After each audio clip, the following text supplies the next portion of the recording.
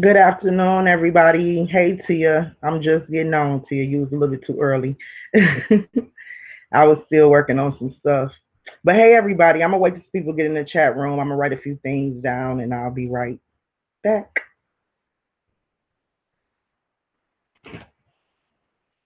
And stick around because I do believe this is going to get real interesting.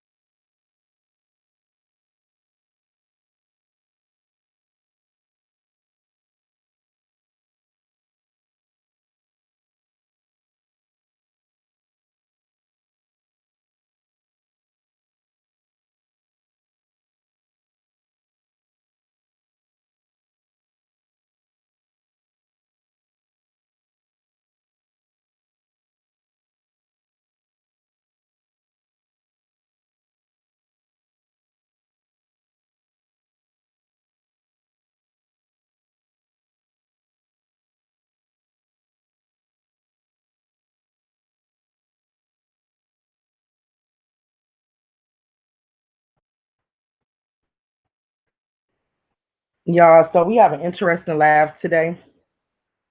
I'm going to look at the chat, but I'm going to be like in and out because I'm going to try to be focused on the task at hand.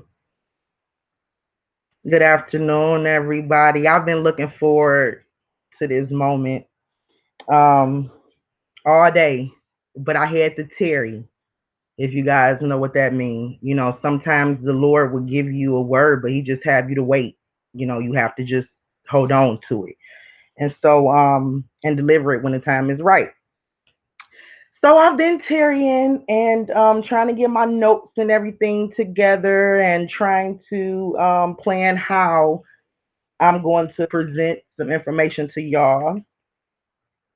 But right now, I'm gonna let everybody get in, try to get some more viewers. I actually promoted this live right here. Okay, I actually promoted this live right here because I think a lot is gonna be brought to the light today. Okay, so I want to welcome everybody. Hey, John, I see my John is in the building. It's always good to know, even if he's not here up here with me, he still have my back. Y'all know that's my right hand right there. That's my internet husband. Or should I say that? In all innocence. In all innocence. Okay. Hey. Let me get a few more people on, and we're gonna go ahead and start. All right.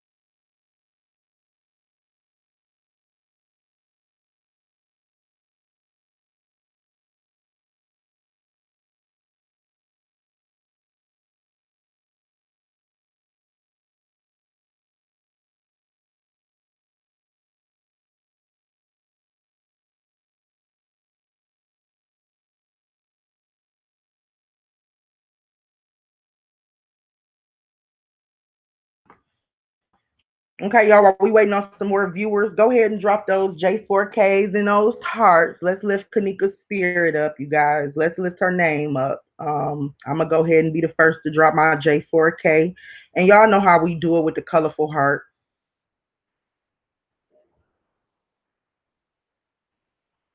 because this is all about her. We are gathered here today in honor of Kenneka. This is all about her. Let's drop them hearts. And we still believe in justice, so we're gonna drop justice for Kenneka. We still believe in justice all day. It ain't over till he say it's over, right? And I ain't heard God say it's over yet.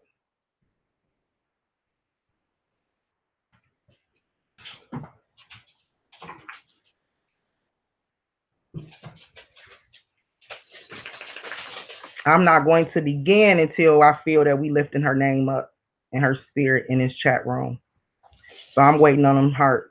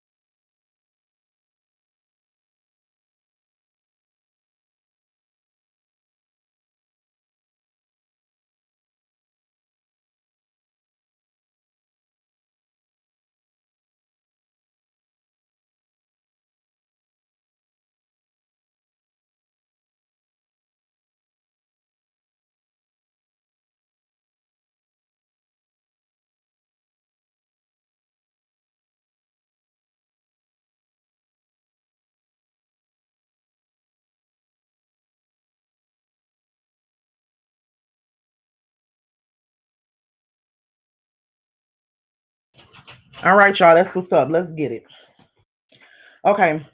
I can't lie to y'all when I tell y'all that this is really a tough live for me.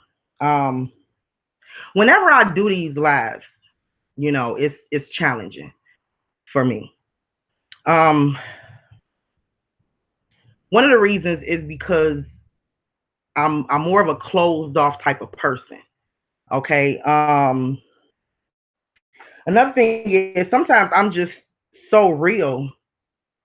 I just feel like I'm too real for a fake and deceptive society.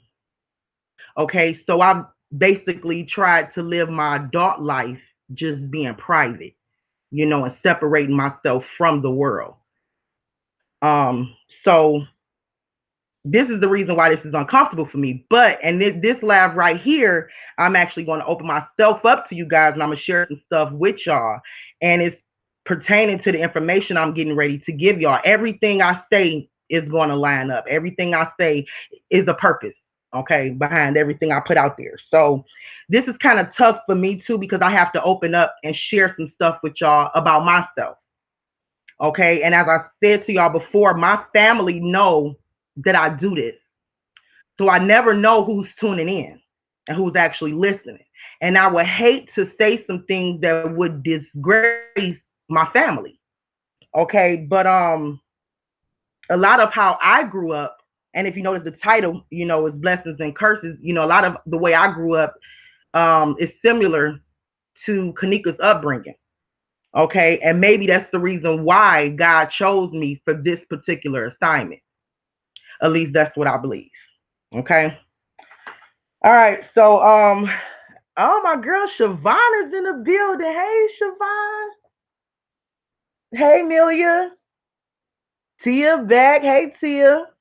And I'm gonna do some shout outs real quick. I want to shout you out, Tia. I talk to Tia like almost every day behind the scenes, and I just want to shout her out because a lot of the information that I've been gathering, I don't get this stuff on my own. Let me just say, I have an awesome team behind the scenes. Like, even if I don't have them all in a group together, and I just speak with you guys, you guys help me, help us find the answers. So shout out to Tia in the chat room, y'all. She just been amazing, and I've been communicating with her for maybe a few weeks now. And I also want to give a shout out. I gave these people nicknames because they rather stay behind the scenes and discreet. So, but I do know that they'll know who they are when I say their name. I call you Queen Jack. Shout out to you, Queen Jack. A lot of the information I'm getting ready to present today, me and you've discussed behind the scenes. So it's not that I'm just coming to everybody with my own type of theory, my own type of information. Me and you have had some sleepless nights going back and forth on this particular topic, this particular subject right here. So shout out to you. I take no credit or no glory for anything. I'm really merely just a spokesperson. King Shatas. I'm gonna call you King Shata, but I believe you know exactly who I'm talking about. Shout out to you. A lot of the information that I'm presenting today, me and you have, and that's crazy because me and you have also talked about this, and I've talked to Queen Jack about this, and y'all don't even know that we basically is conversing about the same thing and on the same page. So, y'all just amazing. So I don't want any credit. I definitely want to exalt you guys for the work that you guys do. Hold on. I'm gonna get an echo. Okay. Forgot to turn my volume down. Let me know if I'm good or if I got a bad echo now. Drop me a one if I'm good and I can continue moving forward.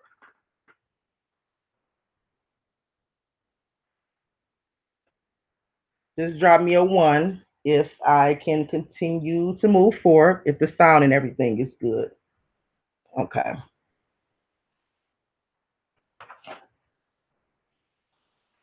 Okay. All right. All right. So I'm gonna do a little briefing about what this live gonna be about today, y'all. This was something that the Lord really put in my heart, and He showed me this scripture in Deuteronomy, and it's a scripture about blessings and curses. You know, how you can have both blessings and curses, you know, over your life. Not only that, let me just read y'all the scripture real quick. It's just a real quick scripture. Um, Pertaining to blessings and curses, and this is crazy too because this scripture stood out to me and my team. It stood out. The Lord had illuminated this scripture in my life as a teenager, and I was able to pick it up and I was able to fully grasp it as a young girl, which some people don't. You know what I'm saying? But I was raised with a Christian grandmother, you know, who made sure I was in church not only on Sundays, but on Sundays, on Saturdays, and on Mondays, and sometimes on Tuesdays. So I was a church baby in church 4 days a week, sung in the choir. Didn't miss choir rehearsal, broken arm and all. You know, I did not miss choir rehearsal. I didn't miss the concert. So I grew up in a church, okay? But as I got older, of course, I lost my way, you know, like we all do. But it was certain times in my life where the Lord would illuminate scripture in my life. Sometimes I would just open my Bible and just read, not even knowing if I was going to understand the stuff that I was reading. I would just open it and start reading. Okay. But He would illuminate certain scriptures that would stand out to me in my life. So this was one of them. Okay. See, I am setting before you today a blessing and a curse. The blessing, if you obey the commands of the Lord your God that I am giving you today. The curse, if you disobey the commands of your Lord your God. Now, of course, you can read other translations. This is the NIV translation I'm reading, but this is Deuteronomy chapter 11, verse 26 and 27. Okay. He was saying that you get he will bless you as long as you obey his command and follow, you know, the way of the light, the truth. And you also have a curse on your life if you disobey his commands, okay, and follow any other gods or putting other gods before him. Okay, and the reason why I'm saying this to you is because all throughout our life we have a choice. Okay, we have a choice to be blessed and live as a blessing, or we have a choice to be a curse or to live in a curse. Okay. And we have certain decisions that we have to make throughout our life that will determine if our life is going to end up being a blessing or a curse. Okay. Make sure you guys are following me. So me growing up, I'm gonna just say this real quick before I, you know, get on into to Kenneka. So I want you guys to get a mental picture of what I'm trying to paint to y'all before I go into Kenneka. Okay, so I'm going to do that by speaking and telling y'all a little bit of my own experience. Okay, me growing up, I knew at a young age that my mother was a drug addict. Okay, my mother's side of the family was more drug addicts. Not just my mother, but my mother's siblings, you know, so my aunties and uncles were drug addicts. Okay. But my father's side of the family was a little different. Okay, grew up in the same neighborhood, same surroundings, same everything, but I had two different sides to the family that was just so opposite. Okay, my father's side of the family, my father was actually a drug dealer. Now, how did my father and my mother even come to get together? By him being a drug dealer and she being a drug user, we can only imagine what took place and how I came about. But I just wanted you guys to understand that my parents was from two different, I guess you could say, sides of the road. Okay. So my father I looked up more to and respected more because I've seen that my father and my father's side came from money a little bit more. They had more material things, and so it was more about money with my father's side. My mother's side, I saw more of a struggle. Okay, so I always felt like I was blessed to have my father's side, in my life, and I always felt like my mom's side, it was a lot of generational curses attached to my mom's side, if you guys know what I mean. Now, not saying that my dad's side did not have these generational curses or any generational curses, because I'm sure they did. I actually believe all families have some type of generational curses, okay, which is just yokes that have yet to be broken.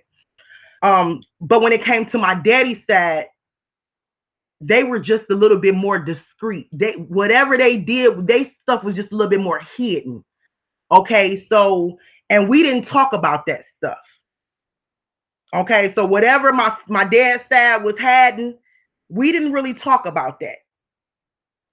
Whatever skeletons was in their closet, whatever curse was on our life, we laughed it off and we enjoyed life and we didn't bring it up. But with my mom's side of the family, it was just a little bit more apparent. Everybody was on drugs, the kids was growing up, smoking pot, drinking, skipping. So it was just a little bit more, noticeable on my mom's side. Okay.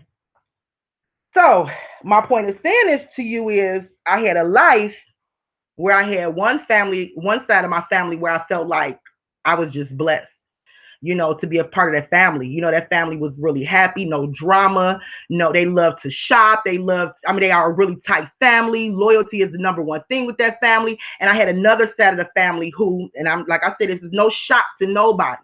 This is just me telling my truth and me being real. I had another side of the family where I felt was just really a mess. Okay. And that's just being real, with the drama, the drugs, the just everything, just a mess. Okay. And throughout my life, I have been faced with situations where I had to make certain decisions and certain choices. Okay. If you choose this, your life will be blessed. If you choose that, your life will be a curse. So I literally saw the umbrella of blessings and an umbrella of curses over my life at a young age. I realized, I witnessed it. I witnessed, two separate lifestyles. And I actually had a choice as to who I wanted to become as an adult.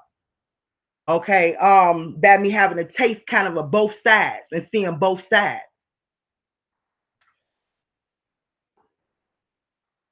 I say this because I believe this have a lot to do with Kenneka's life and Kenneka's growing up as well. And I'm gonna get into why I say what I say. Okay, guys, I'm gonna get into why I said what I said. But before I get off into that, I also want to address. I took some little notes, y'all, so I can make sure that I get everything out and I'm stay on on track. So I do want to address the last panel discussion that we had before I get off into today's topic. And the reason why I want to discuss that is because, me and John had a conversation behind the scene. And I told him, I said, John, I don't really feel comfortable with having open panel discussions and just inviting everybody on a panel and things like that. And I'm going to tell you guys why. I just feel like we've been on a merry-go-round, for the last past 7 months, and we don't need no more distractions. We don't need no more distractions. We don't need nobody trying to, tear us away from the truth. One thing I can tell you guys, I don't know everything because I don't know these kids. I wasn't at this party. But one thing I can tell you guys, when I represent myself, okay, if I feel really strongly about something, I tell y'all, oh my God, I feel so strong about this. If I feel like it's a reach, I'll tell you, y'all, this might be a reach. Y'all should know me by now.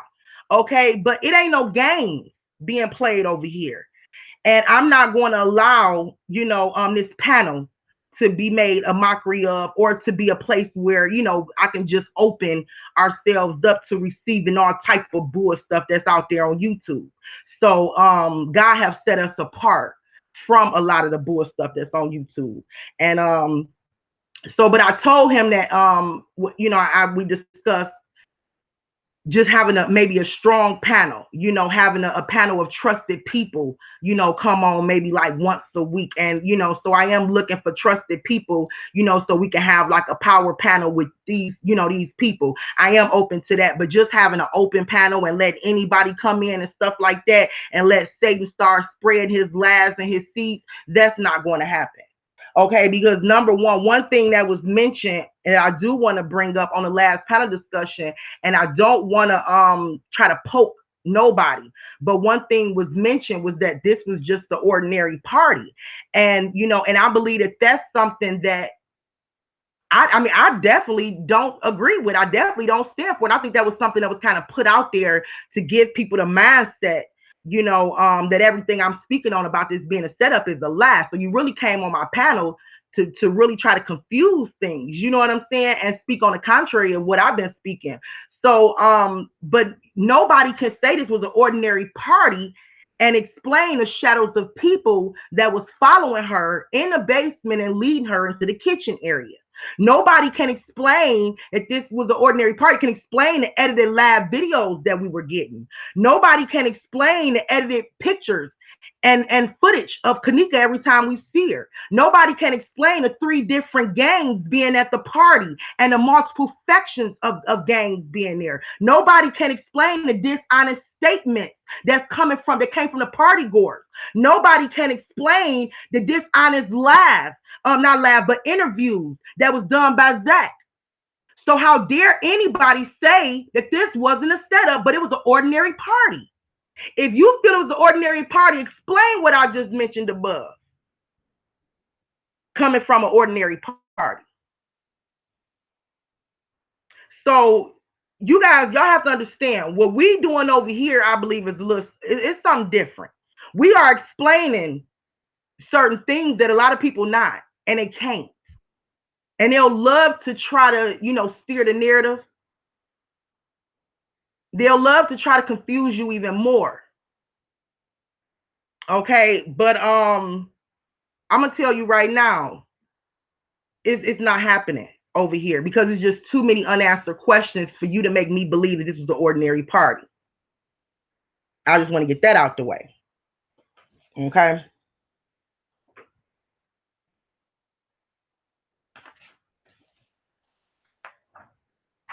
Okay, so I'm about to go ahead on into my discussion for today. Okay, another little piece about me, and it's the purpose for me saying this. It's the reason for me saying everything I'm saying to you. Okay, so I have a friend that I grew up with. Okay, I have a friend I grew up with, been knowing since I was younger. I wouldn't tell you guys this if it wasn't, for a purpose, because anybody that know me know I don't even like putting my personal business out there and putting certain names out there. I don't. So I'm not trying to boast or anything, but it's a purpose for me saying it. Okay. But anyway, my friend, she grew up with money. Okay, she grew up with money. She, her brother, if you guys ever heard of him, is Jay Prince from Rap A Lot Records. Her brother actually created like a over $300,000 empire. Okay, where he actually released a lot of artists, coming out of Houston, Texas. His son, Jazzy Prince, is Drake, the rapper's manager or something like that. So my friend is his sister. Okay, and I'm bringing this to you, and I'm telling y'all this for a reason. Okay, like I said, me and her been knowing each other since we was young. Okay, but we had lost touch with each other as we grew up. And at one point, her mom was staying in Michigan, because she was dealing with her own battle. And once her mom got clean and everything, her mom moved to Houston, Texas. You know, Jay Prince, if you guys know Jay Prince, he moved his mom back to Texas, bought her an awesome house once she got clean. And, you know, so I hadn't seen them in years once they moved back to Texas. So I ended up visiting her maybe like a couple of years ago, and it was like a reunion, like, oh my God, we hadn't seen each other since we was like kids. So, you know, of course I asked the big question, like, what is it like being a sister of a famous, you know, and he's not a rapper, but he's a producer, manager. He even managed Floyd Mayweather, you know. So I'm asking, like, what is it like, you know, growing up and being a sister of Jay Prince? And she say to me, I hate it. Always have hated it. I hate it. So me on the outside looking in, your brother got damn near $1 billion and you hate it? She said to me, I cannot do anything without people watching me. Every damn thing I do, people watch me. People run and tell my brother. I can't move or do shit without people watching me and people telling my brother. So she really hated being under the scope. And at that, I didn't even realize, you know, that her life was really, you know, that bad, you know, because she was actually under a scope that she didn't like being under. You know, so I hadn't really before talked to nobody that, you know, was under the scope like that. So I really didn't know, you know, but she was like, I can't do nothing without being watched. And you know, I don't want to really talk bad on her, but she was young and she wanted, you know, she a little young and she wanted to live her life and have some fun. And she's saying whatever she do, word get around. Now her brother is who they call the Godfather of Houston. So he pretty much run the city. Don't shit get past her brother without him knowing it. Nothing.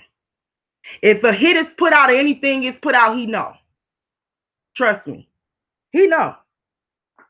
He know before the shit take place. He know when the shit is, you know, being arranged. He know.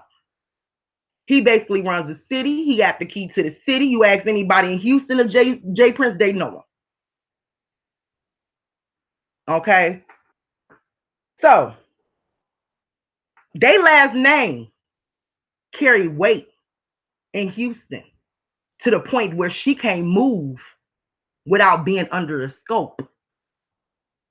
The last name Jenkins carries weight in Chicago to where motherfuckers can't move without being under the scope. I'm going to say this again. The last name Jenkins carries weight in Chicago. This live I'm going to do to y'all today, I'm not going to really dig into the Jenkins because I'm going to tell you right now that's a time for a whole nother live. And what I got for y'all today is even juicier. But I needed to bring up the point of the Jenkins family because I believe that the Jenkins dad side of Kenneka's family is and was that blessing in her life. As I explained, as my dad's family was that blessing in my life. Are y'all following me? Before I move on, if y'all follow me, drop me a 1.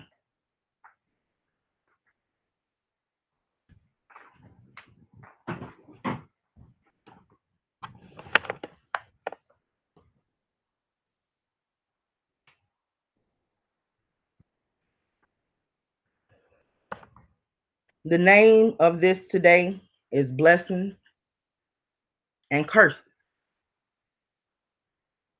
Okay, I believe, and like I said, I'm not going to really get off into the Jenkins side because this is going to be a topic for a whole nother day. But I believe the curse was on the Martin side of the family. Now, as I mentioned to y'all before, I do believe, you know, all families, you know, struggle with something in some area. Okay. But I believe that the heavy family curse was on the Martin family. And I'm going to show y'all why. If y'all stay with me, To the end of this live, y'all will see and y'all will agree with me that it's a heavy curse. Or there was, because I don't want to speak anything that there was a heavy curse on his Martin side of the family. This did not just begin with Kenneka. I actually believe the family believed that the curse had really ended with Kenneka. Or during this cycle, during this time right here. They believe that the curse is actually going to come to an end. Now I'm going to take y'all and I'm going to show y'all when I believe. Now I'm going to show y'all as far as back that I can see that this curse began. This family curse could have began from generation to generation, but I'm just going to go back as far as my research has taken me. And I'm going to show you guys the curse that is on his Martin family.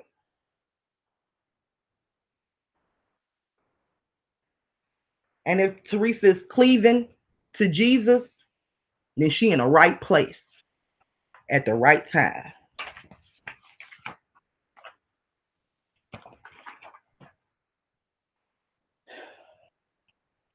I'm going to ask the Lord to help me out with this seriously, because I prayed before doing this lab. I talked to my husband for a while. I kind of feel like this whole task that he got me on is really stepping outside my comfort zone. It's definitely something different, and I'm merely doing this to be obedient. I'm not even going to address the videos that, was put out there about me, the trolls that's just in here watching because a certain YouTuber told them to go over here and subscribe. But guess what? I caught the videos, I caught all your subscribers, and I made sure to block all their ass. So, I'm gonna really give this time to the Lord to just use me, because this information and everything, it's all just scrambled in my mind, and I need to present it to y'all to where everybody is on the same page and everybody is understanding, like I did the last time where I was showing you the life that we in right now and the time that we in right now. It's pretty much the same thing. I'm trying to take you guys to Kenneka's life and show you guys what her life was like being a Martin and how her life was cursed from birth. Okay? And if Kenneka had not decided in her heart to obey and follow the commandments of the Lord, then that curse would have stuck with her in her lifespan. I didn't say it, is in his word. You have to choose. Choose blessings or life. Choose. You have to choose. You have a choice to make. You have to choose. I had to choose. I did some things in my time. At one point, I was an exotic dancer. I made a choice to hang up my dancing shoes. I got saved and I started praise dancing for God. It was like he turned my gift and my passion for dancing and allowed me to utilize that and serve and praise him. So I made a choice. I chose blessings over a life that would be cursed. Satan tried to destroy my marriage of 15 years. I made a choice not to let him have it. I chose blessings over being a estranged woman of some man, over a cursed life. Do y'all understand when I say you have to make a choice?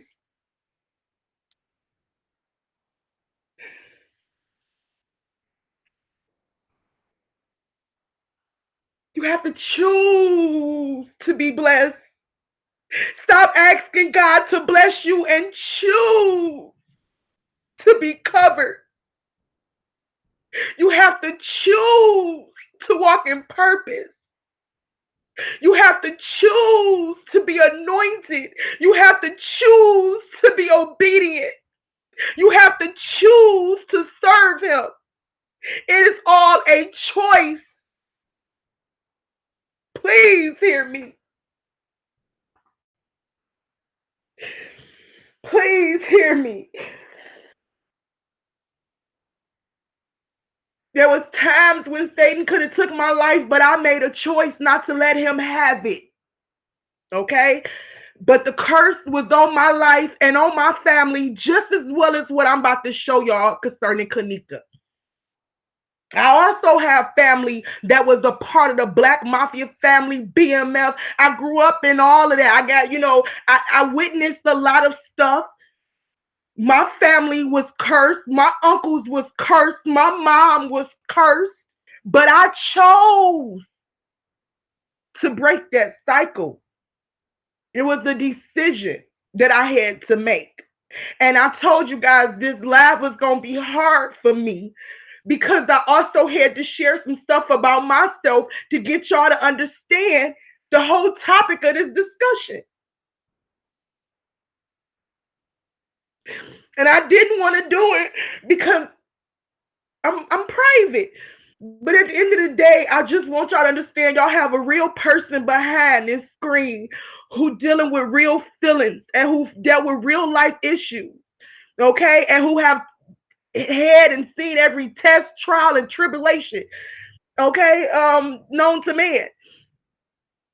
I just want y'all to know that. I believe Kenneka's mom's side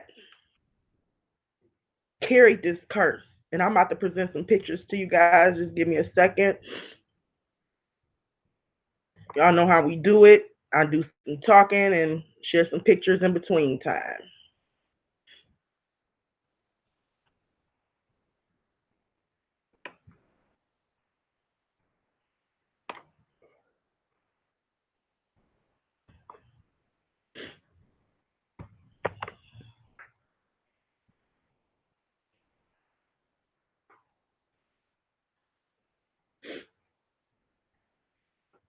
Yes, Tia, the chains have fell off because you know what? I declared it and I decreed it and I told Satan he couldn't have me. He couldn't have my children. He couldn't have, you know, my mind. He couldn't have my soul. I refused to let him have it. I refused to let him destroy me like he did my other family members or those before me. I refused to because I grew up in the streets too and everything was right in front of me too.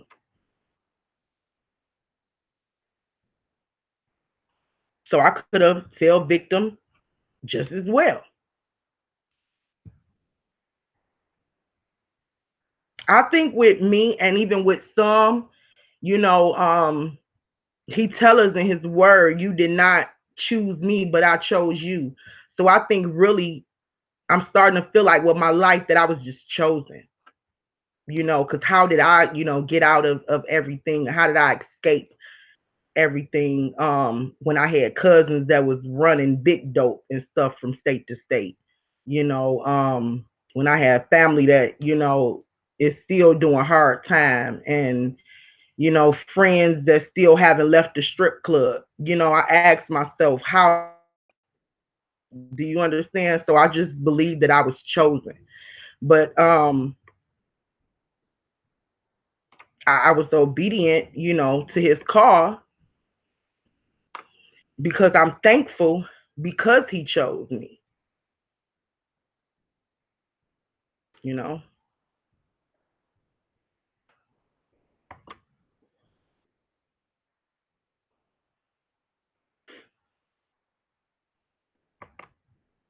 And we gonna face the toughest battles. Know that, those that are, they say many are called and a few are chosen. Those that's chosen, we gonna face the toughest battles throughout our life because we not gonna understand why. Why me? I said that throughout my life so many. Why me? Why me? Now at this very moment, I'm understanding why me. I get it. Because he was shaping me for this moment.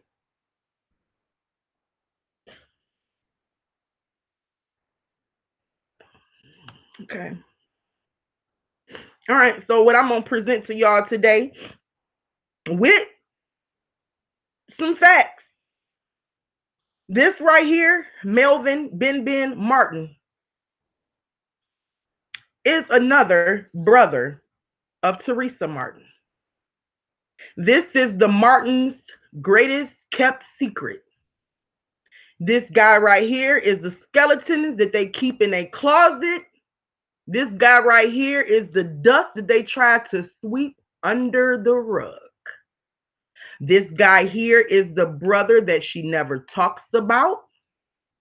This guy here is a danger, was a danger to society, was a menace to society, was the leader of the New Breed gang, as well as his brother J Money. But this guy right here was the head, the leader, the macho, pancho, or whatever y'all want to call him. He was the somebody. He hired hitmen. I have some stuff, for you guys to read and everything. I'm just giving you a little breakdown. He hired hitmen to do jobs for him. He initiated gang wars between the New Breed and the Vice Lord. Okay, this man right here was no joke. No joke. Okay, his name was Melvin Benjamin, or they call him Ben Martin. All right, and yes, I do have this man's record, and we will get to that. I just want you guys to see how dangerous this guy was, and the fact that this guy started many wars and many wars with the GDs and with the Vice Lords. He was dangerous. Okay, I believe that he was one of the Martin curses. Okay, I believe that this guy right here was a curse and a menace to his family. It has been recorded that he has killed over 20 people during a 5-year span, I believe. Okay, including a lot of Vice Lords and including a lot of innocent people that was killed during these wars that took place.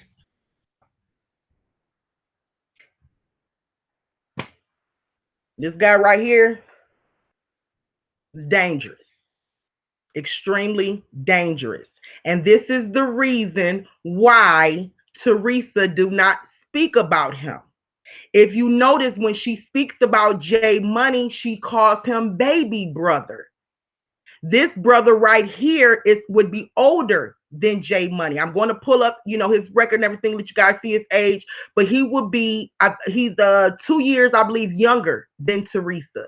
J Money is her baby brother. If you notice, she did not just have one brother, or she wouldn't have called J Money my baby brother. J Money is the youngest brother. Ben is older than J Money. Okay, both were leaders of the New Breed gang. Both were very dangerous, and especially this dude right here. Okay, to police officials, gang members, and everybody else.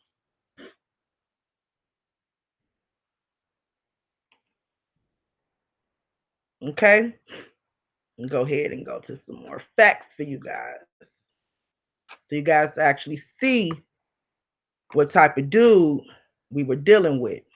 Now, I screenshotted a lot of this stuff, so it might not be in order, but I will, present to y'all the article. I think it was on Chicago Games or something, but I'll make sure I present the article, the link to the article, so you guys can read it for yourself.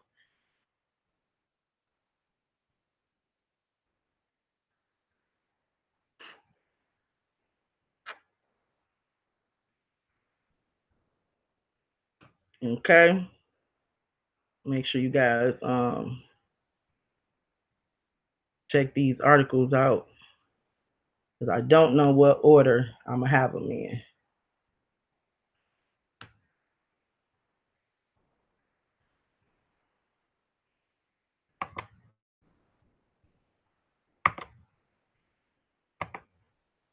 I circled certain areas so we didn't have to actually read the whole thing together. I just wanted to brief you guys, and you know how I am. I'll brief you guys on some stuff, and it's really up to you to go back and research and do your homework and stuff if you really care.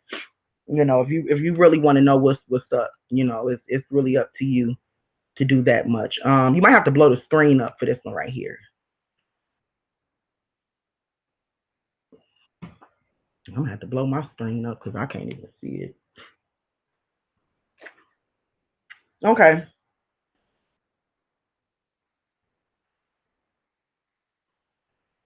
Okay. It's a such was a work. Now, like I said, it might be all mixed up. Of Melvin Martin, a high-ranking new breed gang member and key player in the 10-month bloody. It was a 10-month bloody feud between his gang, which is the new breed, and the traveling vice lord. Okay, so like I said, I highlighted certain parts of the, excuse me, guys, of these articles so you guys can actually see, so I can point out certain things.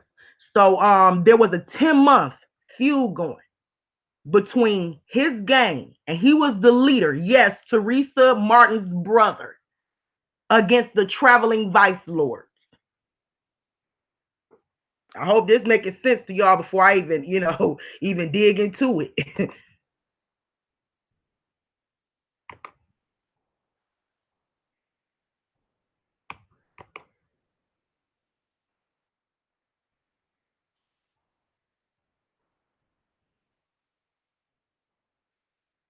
Okay, pull up some more articles for y'all.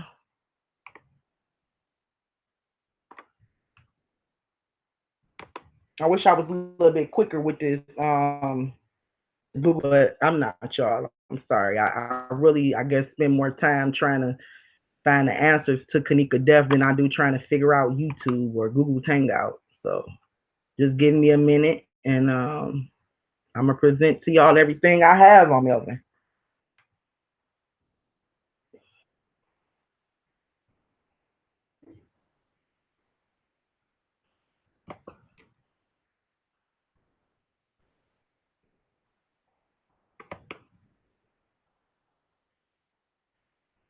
And we know every family got secrets. And I heard a video, an awesome video this one girl made, Tia has sent me. And she kept saying, like, we don't know these people. We don't know these people for real. I caught that part, Tia.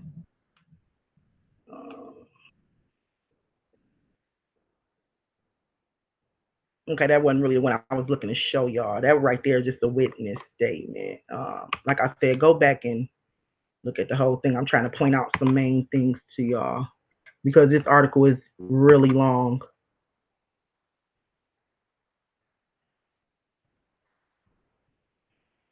And even some of his own people, some new breed members, was killed in the midst of this war that took place.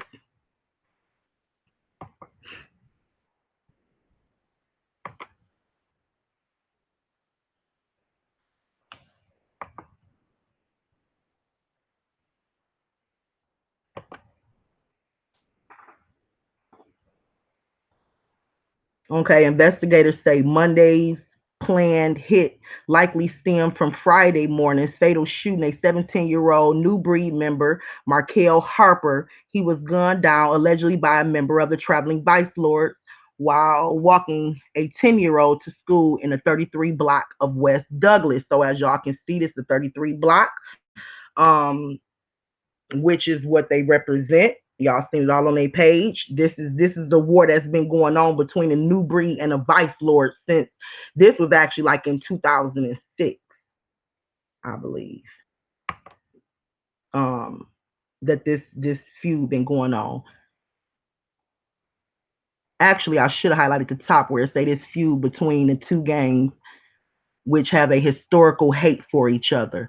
Okay, so the new let me just say this because I messed this little highlight thing all up. Let me just say this: the new breed, okay, which is a faction, I believe, of the GDs, have this ongoing feud, this hatred type of feud, historical type of feud with the Vice Lord.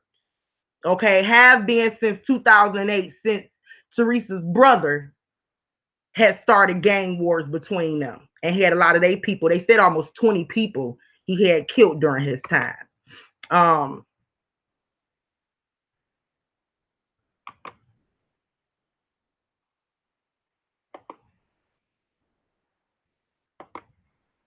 I'm sorry, I don't have things all in order here, but when I send it to my Google, I don't know how to arrange it. So I just have to go through the pictures and see what.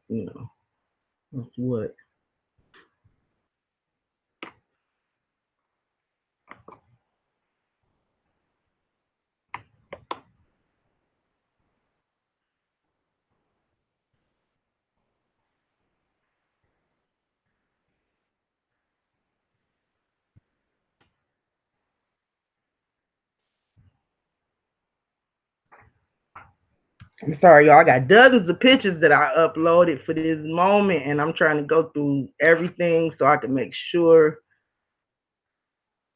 y'all have the information y'all need. You know what? It must be in another thing.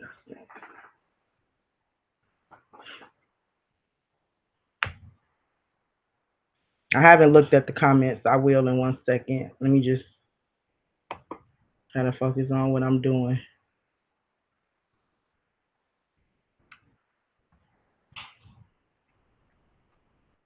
Okay, you know what? I'm going to click on the link and we can just go through the article together because I actually sent the link to myself. So that's what we'll do. We'll go through the article together. If y'all don't mind, we'll just zoom through it real quick so you guys can kind of get a feel of this Melvin Ben, and see for yourself. I don't have to really sit here and teach it to you. See it for yourself. He was a dangerous somebody, okay?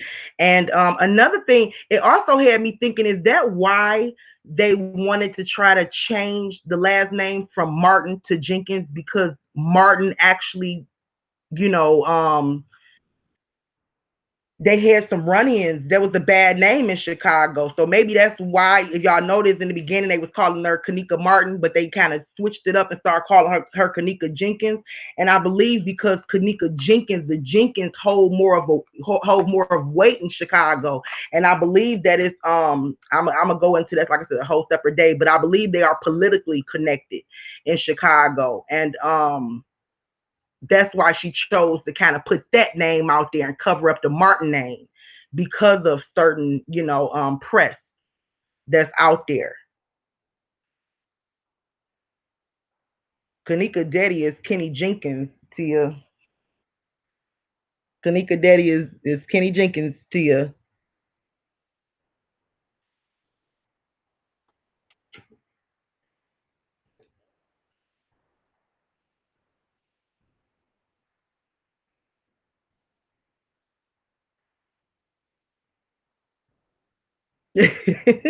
That's okay, honey. That is okay. I'm trying to see what would be better for us to click on this link and read it together, or for me to just find these screenshots of this article. So, um, thank you, Milia. I'm trying not to be so slow with it though. Okay, I found it. So let me go ahead and we're gonna read this article together. That's what we'll do.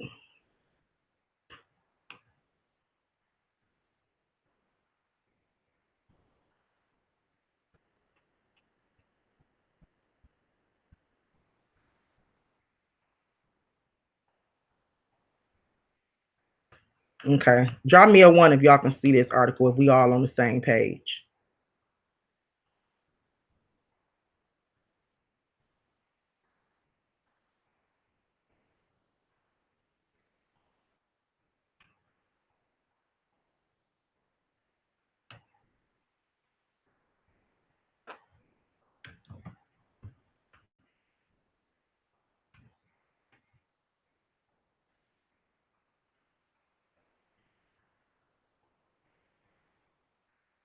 Dang, how in the heck do I go back to the beginning?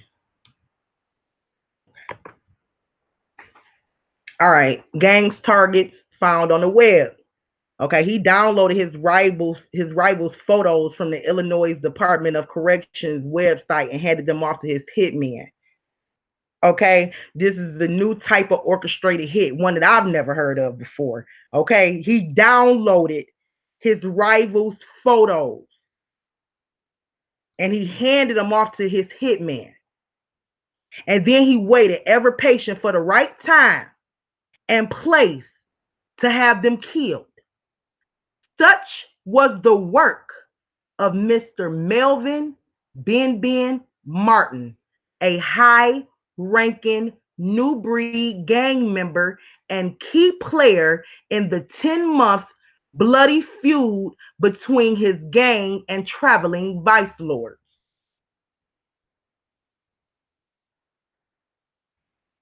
Martin was accused Thursday of orchestrating much of the violence, including a planned hit this past Monday that was foiled by Chicago police and ended an officer shooting to be hit men. Oh, okay, officer shooting the to be hit men, injuring Third Park intersection. Okay, the ongoing war, which has claimed the lives of at least gang members and injured a number of bystanders.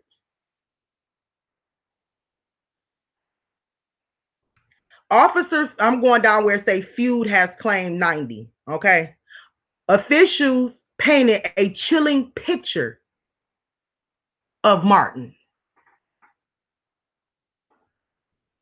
who was calculating that he'd have hitmen wear latex gloves so gunshot residue wouldn't show up on their hands. I just want to show y'all this little artist who y'all was dealing with. This Martin guy was no joke. Okay? He was no joke.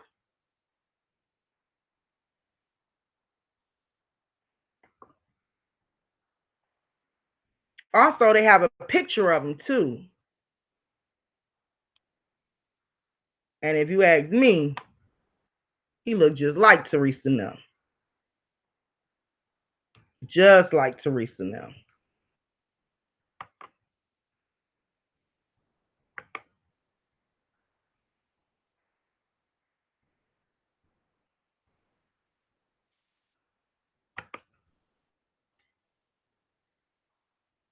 Okay? So not only was he gang banging, because I know a lot of y'all, want to know, was Teresa in a gang? Was Teresa family gang banging?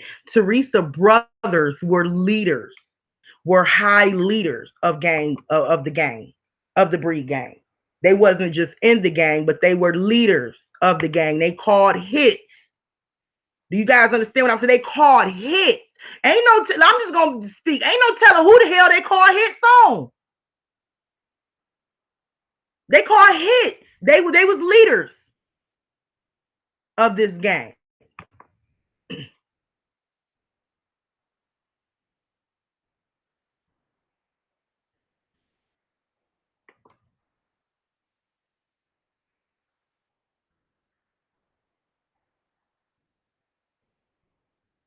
Okay, now let me try to find the record on old Ben Ben, because we pulled up his whole family record.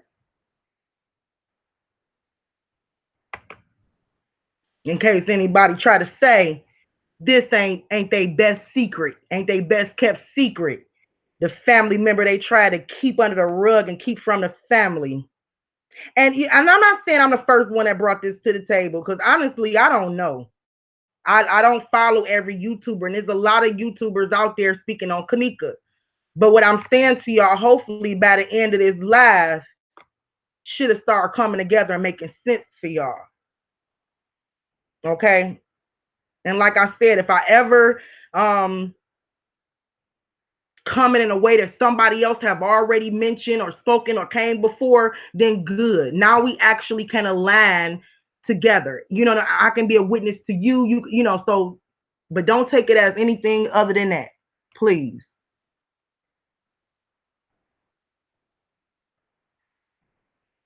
I had found some other stuff that was interesting too, actually, and that was the reason why it took me a minute to do this live. Okay, I gotta send some stuff to my email real quick. So just let me talk to y'all for a minute. Yeah, so I stumbled across some more stuff, and I said, damn. Like, and it took me a minute to actually come on and do this live, because I just stumbled on something. I'm gonna show y'all that too. All right, I'm gonna show y'all that too. I stumbled on something. Won't he do it? Won't he do it? I'm gonna show y'all that too. But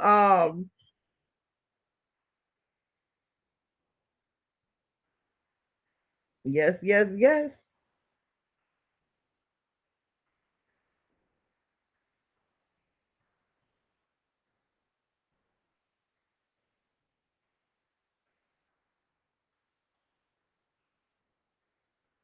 Okay, it look like my stuff has been removed. So I'm gonna have to go to my messages that I sent John, because John, all this stuff I'm speaking about, I sent to John. So good thing. Even if I have to delete some stuff, I can always go back to Johnny's conversation and pull it back up, and a few others too.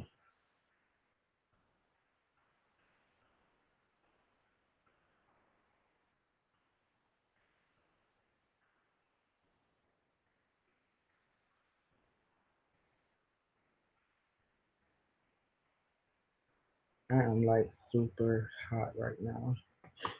I'm burning up. I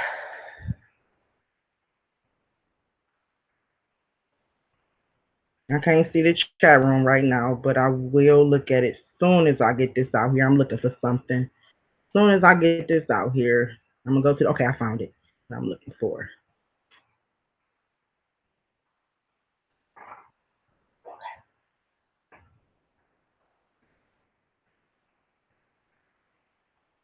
I'm going to present this to y'all, and then I'm gonna go to the chat room, hear what y'all got to say, and then we gonna move it on.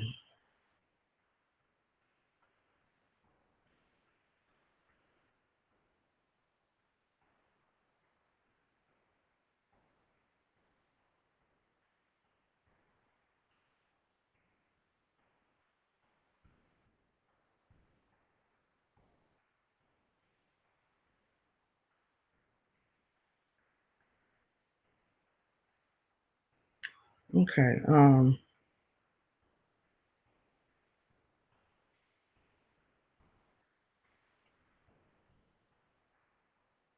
Rock with me. I know I'm a little slow with it, and that's how y'all can tell that God is using the amateur, because he say he chooses the unlikely. He chooses the unlikely. He put the what he say. He put the wise to shame by choosing a fool. So I'm a fool when it comes to this new technology. When it comes to all this stuff, but I'll be a fool because I know he chooses the unlikely. Hello. So yep, I'll be a fool.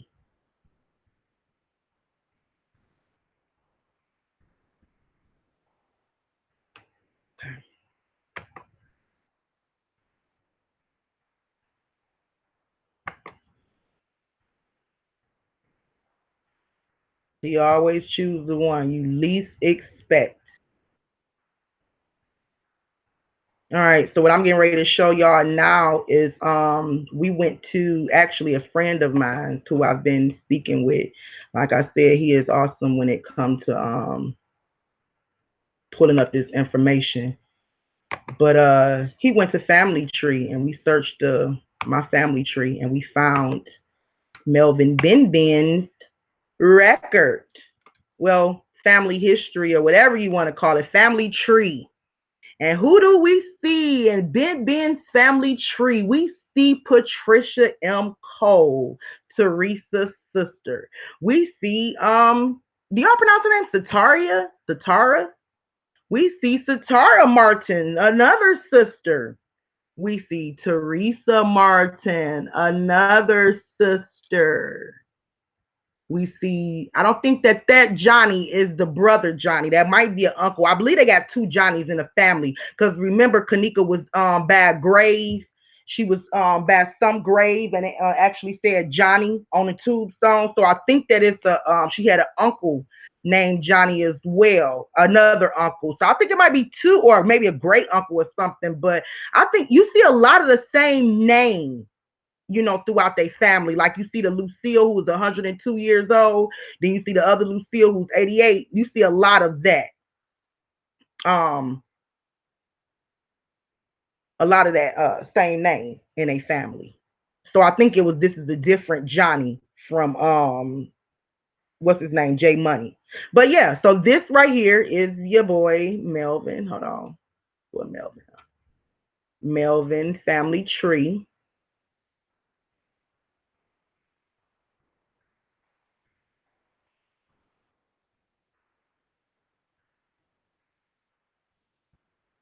And I found something else that's interesting before I did this live.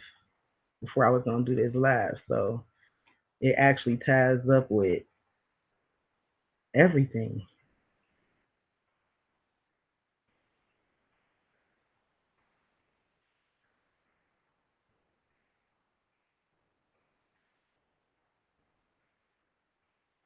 Okay, hold on.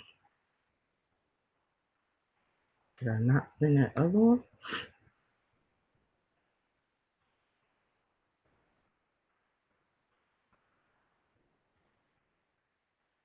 Okay, so Melvin is 40. I'm about to pull up his stuff. I think he's 42.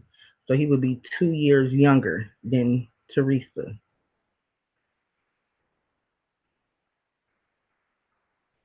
Okay, hold on.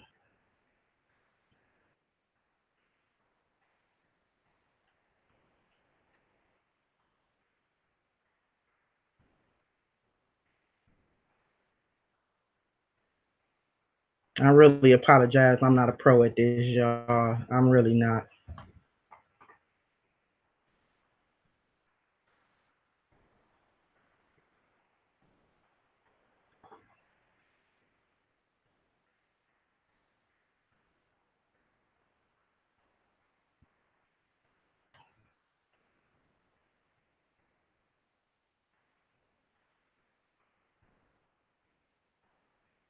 And I also I really believe that, we've been knowing for a while that the family was hiding some stuff and was keeping some stuff, and this might not be it. This might not, be all that they keeping, but this is definitely huge, and I definitely believe it have a lot to do with why they tried to, in the beginning, get the focus off the Martin and change to Kenneka Jenkins. I don't even know if she even had her dad's last name, and I'm gonna go off more into that when I do a live with the dad about the dad side of the family. But I actually don't think that she really had a really close relationship upbringing like that, and that's probably why we didn't see a lot of pictures of her and dad growing up. So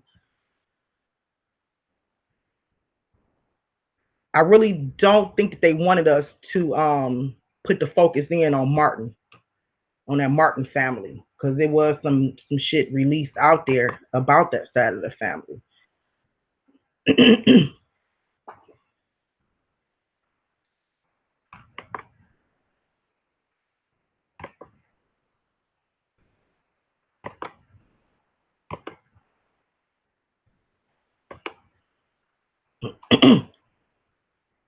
Okay, I was trying to get them side by side, so I have to just click from one thing to the next, from one picture to the next. I can't get them side by side, y'all. Everything is screenshotted. Okay, so y'all see that's Melvin M. Martin, born in 1976. Just research it for yourself. Go ahead and research it, y'all. Y'all come across this stuff, y'all will be surprised. Okay, um, Melvin M. Martin, born in 1976. He's 41 years old, so he is the middle child, I believe. Not Teresa's baby brother. Jay Money would be the baby brother, but he's in between Teresa and Jay Money.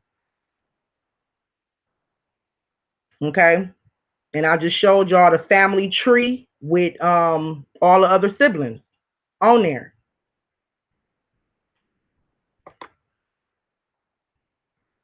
So you can go to Family Tree now and you can research this for yourself.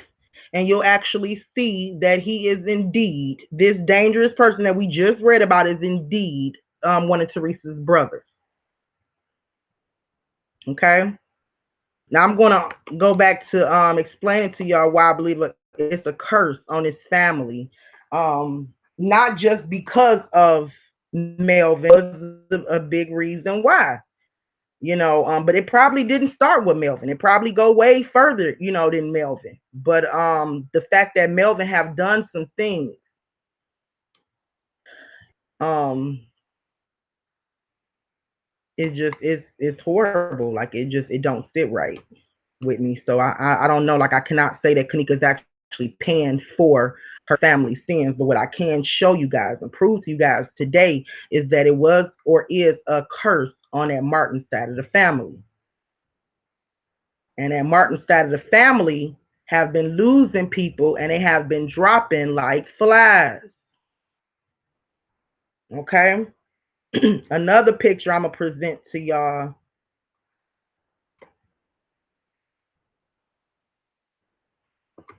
I wish I can do a side by side. What I'm gonna do is on Instagram, I'm gonna do a side by side of Melvin and Teresa. If y'all do a side by side of them, they can be freaking twins. I promise you.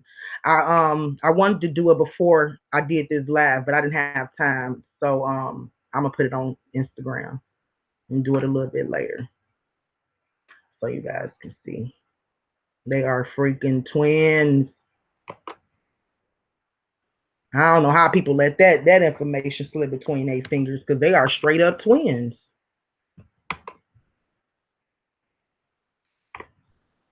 That right there alone would have stood out to me.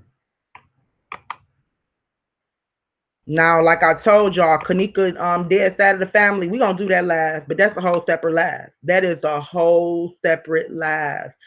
Um, what I'm about to show y'all right now, what I'm discussing with y'all right now is just one family, okay? Because I believe in Chicago, when people were saying, this is a lot of higher ups is involved with this case and things like that. I don't think it was so much of really a lot of higher ups. I think it's just a lot of families, known families of power, you know, involved in it. And I think the families are thick, they huge, you know. So you guys see, I don't know if this was recent, so I don't want to say it was recent, but the photo was actually, she actually did the status. She dropped the status last month. Teresa's sister, Sataria, lost two sons. Okay, just recently, just lost two of her sons. I'm showing you guys the curse on this family and how the men in this family is dropping like flies. I want you guys to see this. Teresa's sister just lost two boys to gang violence. Just, I want to say just recently, but I don't know for sure. But she's just posted about it, and I'm gonna show you the comments. People are saying, "I'm sorry for your loss and rest in peace." And this was just last month.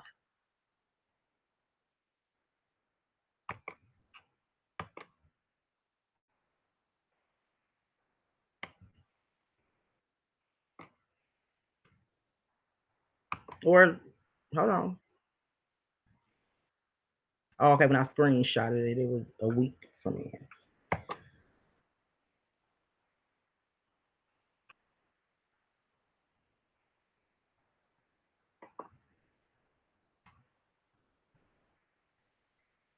Okay, that picture y'all see with Teresa and that other woman, that's her and her sister Patricia.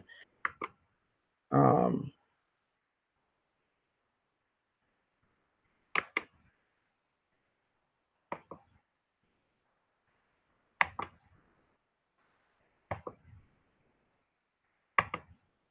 okay, y'all see this was April 13th. Did it say April 13th? And these are the comments. The comments came a week. No. The comments came around April 13th. I mean, the same day she posted it. So I had screenshotted it a week later. So the comments look fresh. My condolences. But like I said, it could have been something that happened in the past. But if it's something that just happened last month, why didn't we hear about it? You know what I'm saying? That's really, to me, that stands out. It's really interesting. So you mean to tell me Teresa just had a brother murdered and two nephews just murdered? I haven't heard anybody even speak about Sarita's boys. She just lost two boys to gang violence. I think this is kind of being swept under the rug a little bit. They're not really talking about this.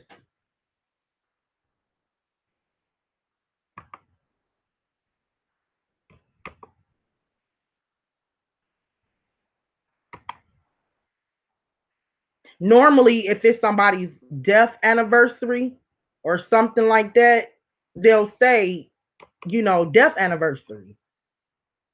But if you read the comments and everything, you actually see that, it was fresh. It sounded like it was something that was fresh.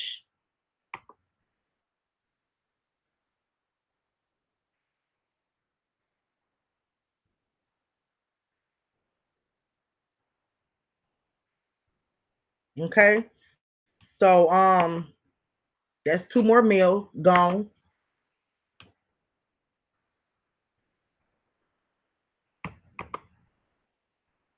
Why is her family under siege like this? Is the children being attacked? And I'm talking about the Kenneka, her cousins.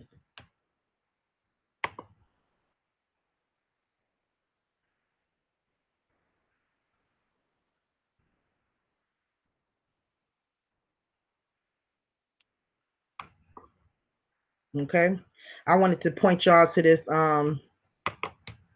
status that Teresa made that I came across.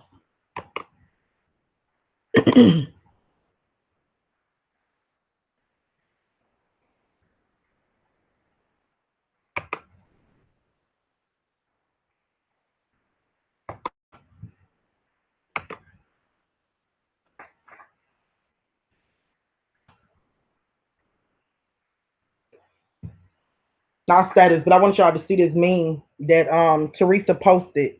Spell aka curse. Okay, the curse is broken over your life. She posted this and she posted this broken. And some people, commented under her stuff and they said, Amen, it's broken, it's broken. You know, um, Teresa know it's a curse over her life. This is something that she really can't really share to the world and show the world. you know um and if you guys wonder why she really wasn't so as emotional as we would think she was, I believe they've been losing family members for a long time, for a very long time. Okay. When your name means something in the city, you stand out. Your family stand out, and everybody and their mama know who the hell y'all are.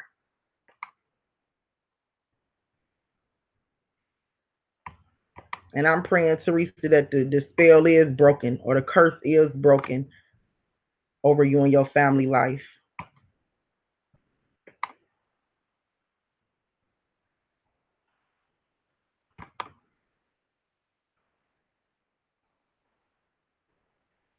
Okay. I'm sorry, y'all. It's just really hard for me to go through all these screenshots and try to look at what's what and see what I want to actually present to y'all.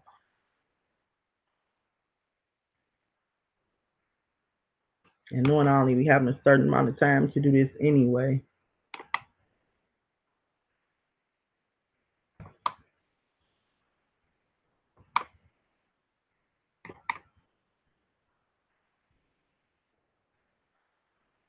Okay, here go another post that Teresa wrote that I want to show y'all. I believe she's because Teresa know the gang life all too well. Okay, having been grown up in it, probably born into it, whose father was probably, gang affiliate, I don't know, but having two brothers that are major gang leaders. Teresa know the code. She know the code. And if you notice when she speaks and when she do certain Facebook posts, she really telling y'all a story about her life without really snitching and saying much. At some point of my life, I looked at things as if it was a mistake. Okay. While my age traveled, I noticed I was in a play that God created. Basically, I was born into this lifestyle. I was born into this way. God had already created this. This life was created for me,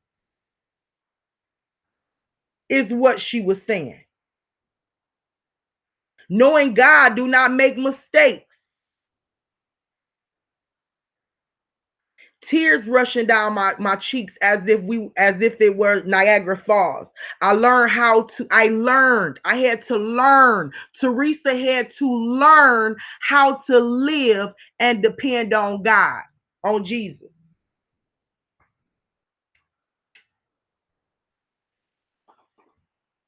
because she was born into a life that she did not create for herself, but a life that was given to her.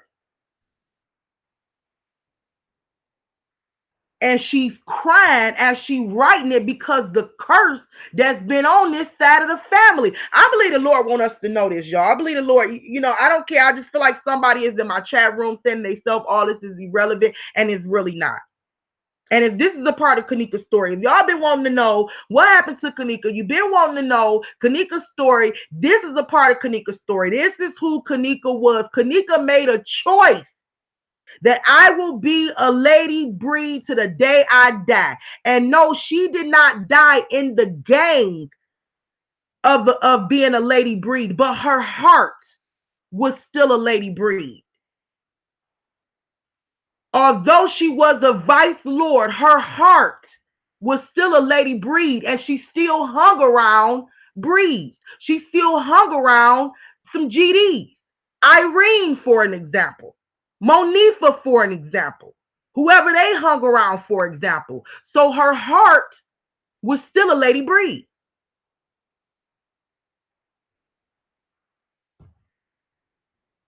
which was her very own mama's curse that she grew up in. She watched her daughter grow up in that. I'm telling you, I believe this woman had tons of guilt on her. She have to. She have to. Because I sat there and I watched my child grow up in the same atmosphere and pretty much mocking the same shit I did growing up. I pretty much watched my child follow in my footsteps and live this curse of wanting to be accepted by the streets and looking for outsiders to be family. Okay, so I believe that she, when she write posts and stuff like that, she actually telling us, she actually speaking to her people, but not with saying so much, because Teresa do know the life. She do know, that everything must be, you have to be careful what you say. You have to be careful. You know, I believe it was also shown to me that, that was the reason why J Money was targeted. He did break the code. He broke a code of silence when he, announced to the public or said to the world, those are not Kenneka's friends. Okay, he broke a code of silence. So if he was gunned down because of that, I can definitely, get why, because, to them, that's the code of silence. And he broke it when he announced that to the world. Because remember, the plot was to make it look like,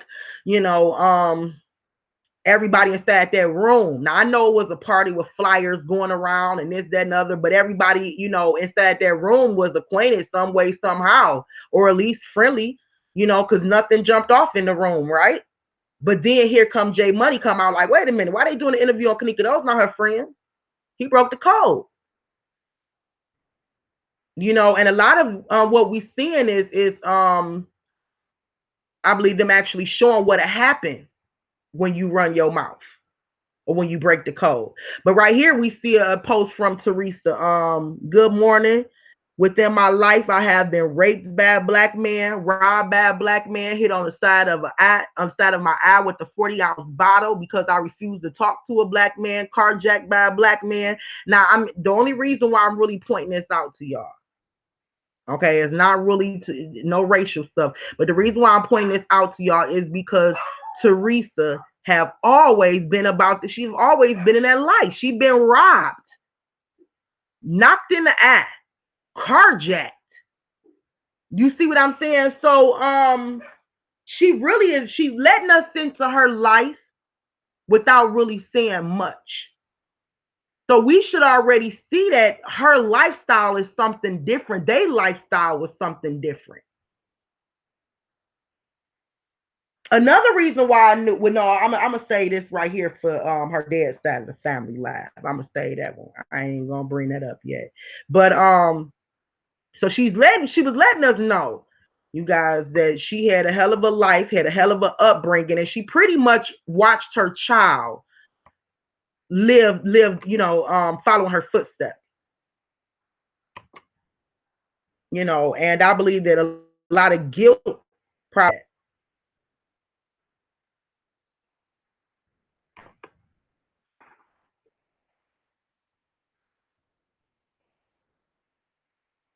Okay, I'm gonna go in the chat room while I'm still looking through some pictures and stuff, and hear from y'all real quick because I'm just tuning in to the chat room. So let me hear what y'all got to say. Y'all know I can ramble for a good 3 hours. Okay, I'm about to read some of y'all comments. Malika, how young was she when she made that choice? Which choice, Tia? I'm sorry, I said so much.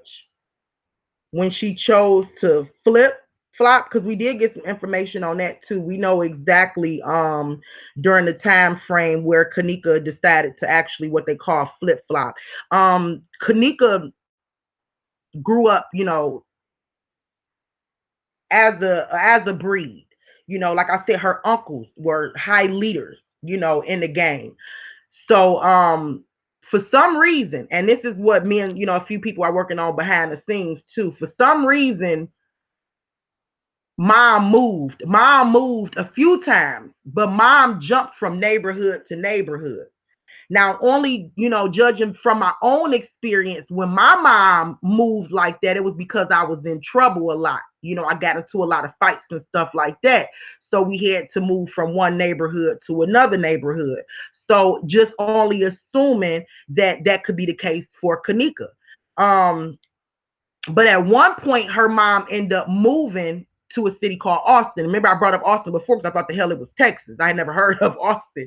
And at that point, I hadn't did no full research. So I didn't know. I was just reading tweets and shit. So, but it's actually in Chicago. So at one point, Kenneka was moved to Austin. When Austin is Vice Lord territory. Okay. So once she moved from wherever she was at to Austin, she became in Vice Lord territory. Now, we believe at that point, when she was living in Vice Lord territory, is when she decided to jump games, to flip games, and which her family, yeah, was definitely disappointed in her because she was the breed. And I believe that her family was even more disappointed in her because their known rivals were the Vice Lords. She went into a family, trusting a family and trusting a gang that her uncle then took out 19 of their members. Is anybody with me? I got it. Let me get me a tall glass of water and some air real quick because I'm getting ready to go deep. She entered into a family. Get this in your head real quick. A gang that her uncle had already took out 19 people in this gang years ago. Okay, because she lived in this new neighborhood, in this new city, and she could actually rep both. Because her dad was a four corner hustler, which is the faction of the Vice Lord. So she could actually rep both. Now, we believe in something probably happened. And I'm going to probably speak on that more when I get to the daddy side. See, it's hard for me to kind of speak, y'all, because it is so much revolving Kenneka's life, period. And people are really stuck at inside the Crown Plaza. They don't look outside her life and see what the hell it was about and what was going on and all the gang wars that's going on. How could you possibly, blame everything that happened to her and say the whole setup and everything was all the Crown Plaza and not even look to your left and step outside the Crown Plaza and look at her life and see all the gang wars and shit that happened that led up to this? So she jumped from her gang that she was probably safe with, felt comfortable with. Her uncles was the leaders, whatever. And Kenneka was very mouthy. I love her with all my heart, but I know her ass was mouthy. I know mouthy when I hear mouthy. She probably talked a lot of stuff. She probably, was because Kenneka, her name, her last name, who her dad was, her family, the Jenkins family, period, in Chicago. Whole weight. Her uncle being notorious killers. So she was actually, remember I was telling y'all about my friend who is Jay Prince's sister, who didn't like her life because she always had a scope on her because of who she was. So I actually believe, or because of who she is, I'm sorry. So I actually believe that that's, sort of like Kenneka life. She probably thought, I'm the, can't nobody really bother me or mess with me. I'm the shit. She talks shit to people that's Kenneka. And spoiled on top of that. Okay. And but to kind of get y'all to understand what I'm saying, at one point, I don't know if she got into it. That's what we're still looking into. I don't know if she actually got into it with the Breeze, or she just decided, hey, I'm gonna step away from my family's gang and that umbrella, and I'm gonna cross over to the Vice Lords. But at some point she did. Now it also, just to kind of give us like I said, a lot of times I'm just throwing my own things out there, and we can kind of go back and check and see if it makes sense. It could be because of a nigga. It could be because of a dude. She could have started dating a Vice Lord. She could have started dating or messing around or talking to a Vice Lord, and which made her decide to start repping Vice Lord. Do you get what I'm saying? But that was a disappointment, and that was a disgrace to her family, because we never know what all killings and things took place between her family and the Vice Lord gang.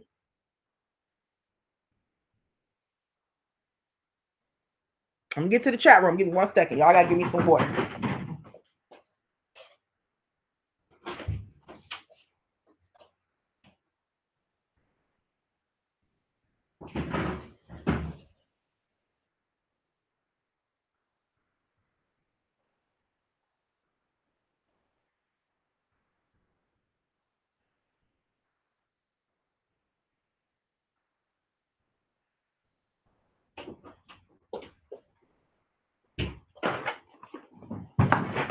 Okay. All right. I'm gonna read some more of these, and I'm gonna go to some more pictures, because I got a couple more pictures I want to show y'all too. With some more of the men of the Martin family. It's a war going on with this family, and it probably has been forever, for the longest.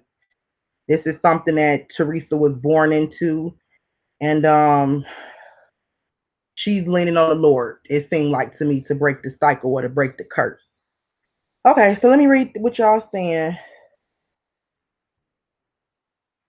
This is all lining up to why Kenneka, the puzzle pieces are coming together to form the big picture. I really do believe that. I believe that it's like pieces, that because her story is so, like, it's a lot to it, and it's a lot surrounding it. You know what I'm saying? That's why I had to kind of branch off a piece of my life and show y'all that real quick, and then show y'all my friend life, and because I think it's so much to understand and to learn about her upbringing and who she really is before we can even understand why her.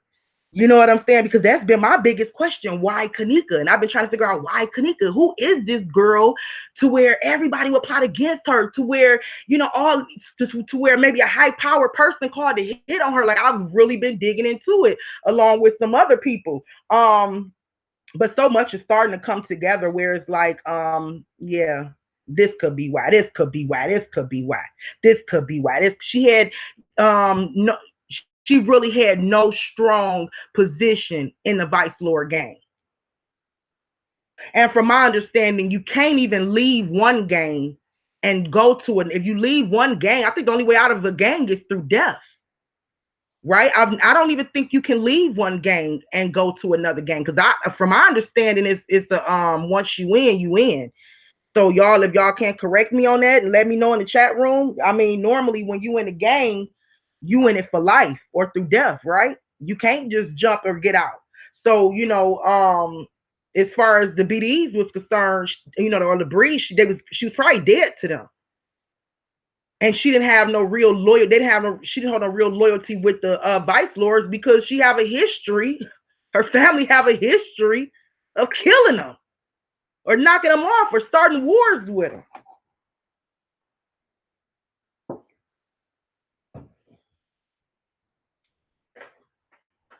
When I first heard about this Kenneka case, this is the reason why this live was really interesting to me. Because when I first heard about this Kenneka case, I put a lot on her dad, and I'm pretty sure you guys did too. I'm talking about aside from the things that the slip ups that we saw clearly from Miss Martin, but a lot of a lot of our theory came from her father. What if her father then did some stuff or killed, because we knew her father was in the gang. So I just started looking at the Jenkins side of the family or her father's side of the family, like, maybe that man did some stuff in his time and she had to pay for it. And I started to think that that side of the family was probably the gangsters and I never looked at the Martins as if they were the gangsters.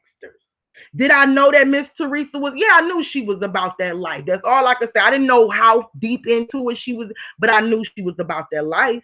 I could tell that. I've seen mothers like Teresa. I've hung around my friends who smoke weed with their moms and hang out with their moms. It's uncomfortable as hell with me for me, but they got sisterly type relationships, so they do shit like this. So I've seen moms like Miss Teresa. Okay, so I knew Miss Teresa was about that life, but at the end of the day, I didn't know that her family was actually murderers. Her family name is not a good name. So I believe that this is the curse side of Kenneka family. The side of the family that holds a lot of curses, a lot of generational curses. And so now I'm looking at this family like, she could have paid for the things that this family, and it's probably why we see so much guilt and shame and stuff coming from this family because of their history, this family's history. And that's why a lot of times too, you guys can't find so much information when you're trying to look into this family, because a lot of things is kept secret. It's kept in, because Teresa has been a person of interest, if I'm saying it right.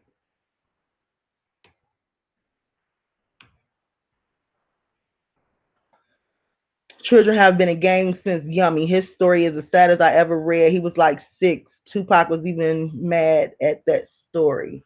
Yeah, I truly believe that. I mean, I actually read where I think it said Melvin started gang banging when he was like 8 years old. When y'all read about Kenneka's uncle, y'all gonna be surprised. Like, he was like 8 years old when he started gang banging, and he got to the point to where he was a leader of his set and call and organize hits. He didn't have to actually do the hit himself. He'd call a hit to be done, and it's done. And he got to the point to where it became a big thing because of how he would do it, how he would download their photos from the Chicago, from their database, and he would give their photos to the hitmen.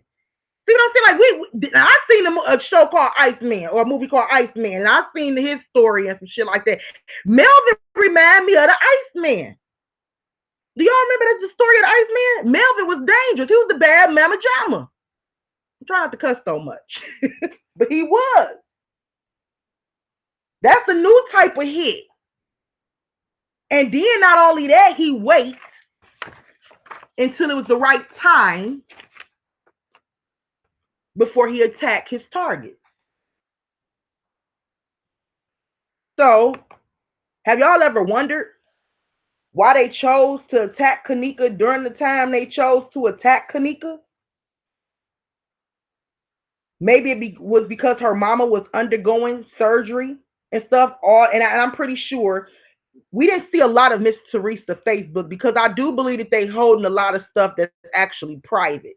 We've seen a lot of public posts, but I believe that they had a page altered to where a lot of they post stuff is private. That's why you see the jumping in the months, and these people post every day. Okay, but I believe that Miss Teresa was talking about this surgery that she had to have.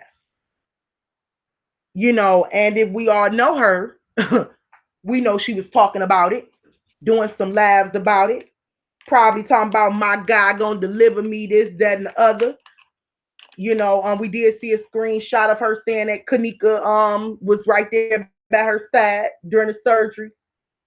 So Kenneka probably told some friends, so they knew during that time that Mama was gonna undergo surgery, a huge surgery, and she was not gonna be all the way stable to figure shit out. Okay, that's what I think the timing come into place. See, I definitely believe sex and stuff was a part of it. I believe it was more than one thing that was a part of it. I haven't really, and you know what, Tia, I'm going to get off into. I didn't want to say this. Okay, this right here, this lab was strictly for me to show you guys her mom's side of the family. Okay, I'm going to take y'all to her dad's side of the family. I'm going to take y'all to the GDs and what Kenneka could have possibly, because she's not here to defend herself, could have possibly been doing with or for the GDs. Okay, we're gonna go down that road. We are going to go down that road, but we're dealing with two separate type of entities. Okay, so we're gonna go into that though. But that's I'm telling y'all, I can't go into that right now because that'll take us somewhere else. Trust me. It'll take us somewhere else. But I'm gonna get off into that. It's possible. You're right, Tia. It's possible she could have made them some money and before. And when she decided to switch from being a breed, which is a faction of the GDs, to becoming a vice lord, you're right. It could have been a lot of money that was lost. It could have been a lot of money that was lost. So yeah, I definitely give you that. But I haven't got to that yet. And actually, as we talking, I just got a message from Lenora. Um, I sent Lenora a message. It's so funny that she just responded to my message while I'm on live right now. I sent her a message request on Messenger, and she accepted. And so I sent her a message this morning basically saying, good morning, Lenora. I just want to say that my prayers are with you and your family. And, just thanks for accepting my request. And I just wanted to say, good morning, whatever, whatever. And I'm here if you need. I'm still in the fight for Kenneka.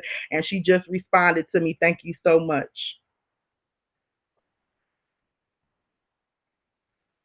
So yeah, maybe later on down the line, we can get Lenora to have a little conversation.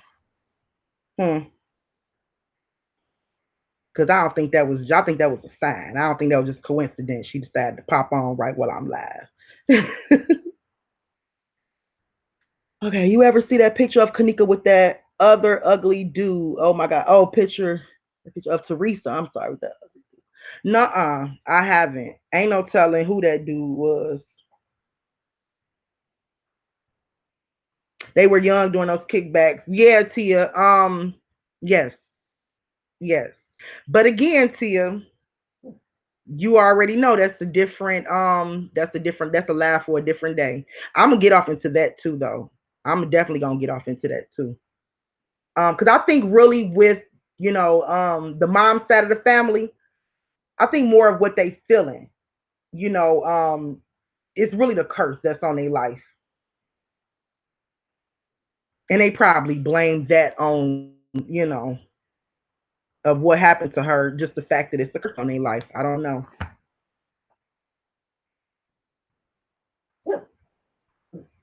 I was more on the young age when his baby got turned out, and with time she wanted change.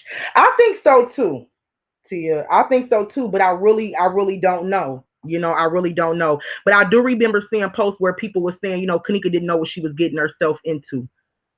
So I really don't know. But I don't really want to speak on that much because as far as like her dealings with the GD and stuff like that, from me, that's going to come in another discussion when I start talking about her dad's side of the family and things like that. Trust me, I don't really want to go there right now because I really want to be enlightened more. I really want to get some more information. I really, and I don't really want to speak on, what she was doing, but it's possible. A lot of the stuff you're saying, yeah, it's possible. She could have been.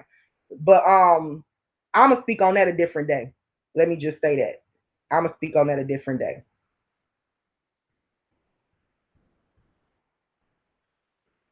But I do believe that her family do hold weight. Her family's name do hold weight. And what can I say? That's really not going. Hmm. I'm just gonna really, hold a Jenkins side because let me explain something to y'all. When it comes to the Jenkins family, if y'all notice,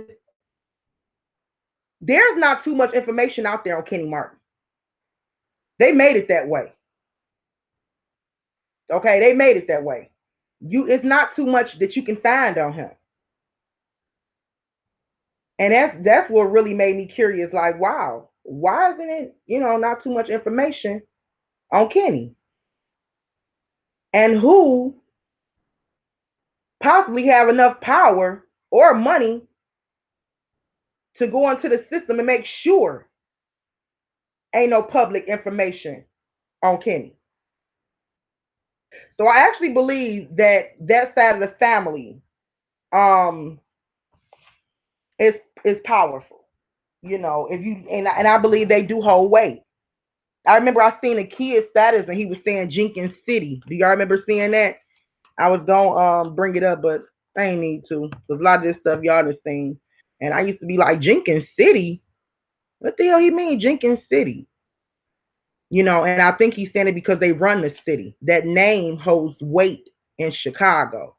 So her dad, Kenneka's dad, history and things about her dad, they kept it confidential for a reason. And I'm telling you, you might not have seen, I have not seen a lot of pictures with him, or articles, with him associating him with the Four Corner Hustlers. But we do know that her father was foes because of the tweet that she wrote. Um, but we haven't really seen a lot of pictures or read a lot of information like he was this dangerous gang banger and stuff like that on her father. We haven't. But for her to be left an inheritance, a trust of what, 60, $70,000, that speaks volumes as to who her father was for real, or who her family is.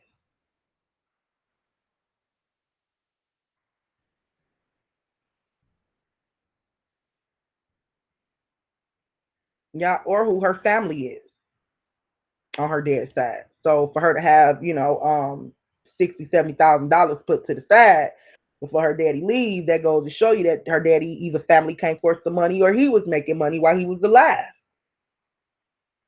But you can't really pull up a lot on him because somebody intentionally made sure of that. But we're gonna bust their ass. We're gonna do a whole live and we're gonna talk about the Jenkins and we're gonna talk about that other side of the family and the connections, that's connected to that other side of the family. And I believe the other side of the family have a lot of political connections, and that's the reason why they didn't want to associate themselves with this case and make it seem like they were a different set of Jenkins in Chicago when they are not. They are one set of Jenkins, and the Jenkins in Chicago is very thick. And the Jenkins to where the point to where they say Jenkins City is very thick, and to the point to where a lot of them probably don't even fucking know each other. Is probably how big the family is, or not cool like that with each other.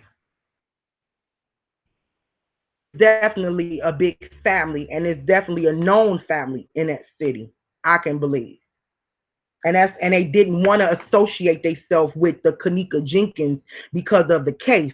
But at the same time, Teresa didn't want y'all digging into her past and into her family history and shit like that. Because at the end of the day, Teresa is not going to say this was a vice lord setup. And why? So she could be killed. And that's probably why they killed their brother. Think about it. To set an example. He opened his mouth, boom, look what happened. And they probably did tell his girl, because in the hood, sometimes you do have to, you might have somebody that can alert the person that's closest to you and let your friend know you better get the fuck out the way. So somebody probably did alert her. They got a hit out on your nigga, and bitch, you better duck. I'm just saying it happens all the time in the hood. So she probably did know that motherfucker was coming and probably couldn't do shit to stop it. But that also could have been an alarm or whatever for Teresa. Anybody, run your mouth if you want to.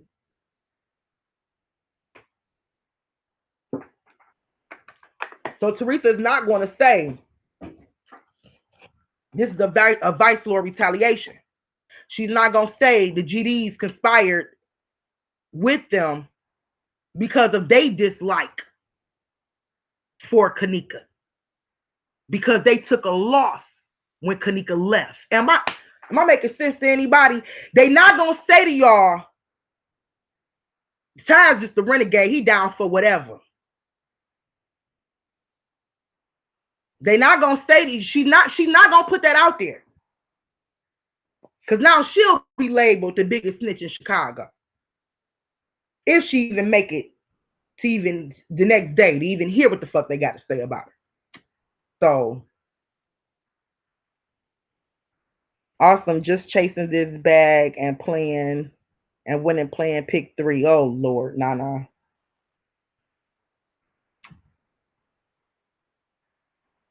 Makes sense. Yes, Siobhan. Yes. None of these was really, I mean, that's what I'm saying. None of them were really friends of hers like that. Another thing that my friend mentioned to me, another reason why she didn't like being Jay Prince's sister, or really didn't like her life. A lot of times, celebrity kids don't really like their life. She said because she didn't really feel like she had real friends. And she didn't really know who to trust. She said everybody that came around her for some kind of secret agenda.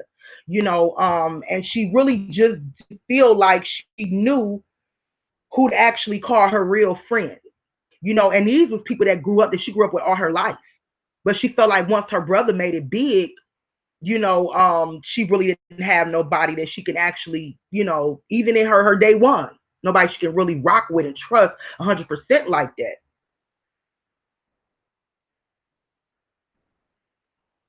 So you have to think the scope is on you because of your last name, because of who you are. Motherfuckers is surrounding themselves around you, want to be around you and hang around you because of your last name, because of who you are. You have very few people around you like that you can trust because of your name, because of who you are. Do y'all get what I'm saying? I don't think Kenneka was no ordinary people in John's voice. Ordinary people. I don't think she was. Think about it. Like I said to John, we've heard plenty deaths pertaining to, young African Americans. Maybe not as tragic as Kenneka, but tragic nonetheless. Trayvon Martin, for instance. But which one of these people, other than Kenneka, got their face game? How many rappers is out there actually rapping about these people? Got their names and songs.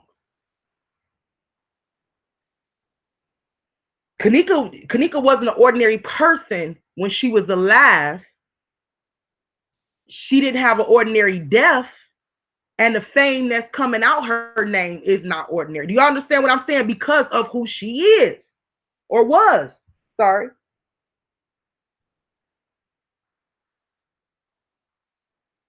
I hope y'all following me.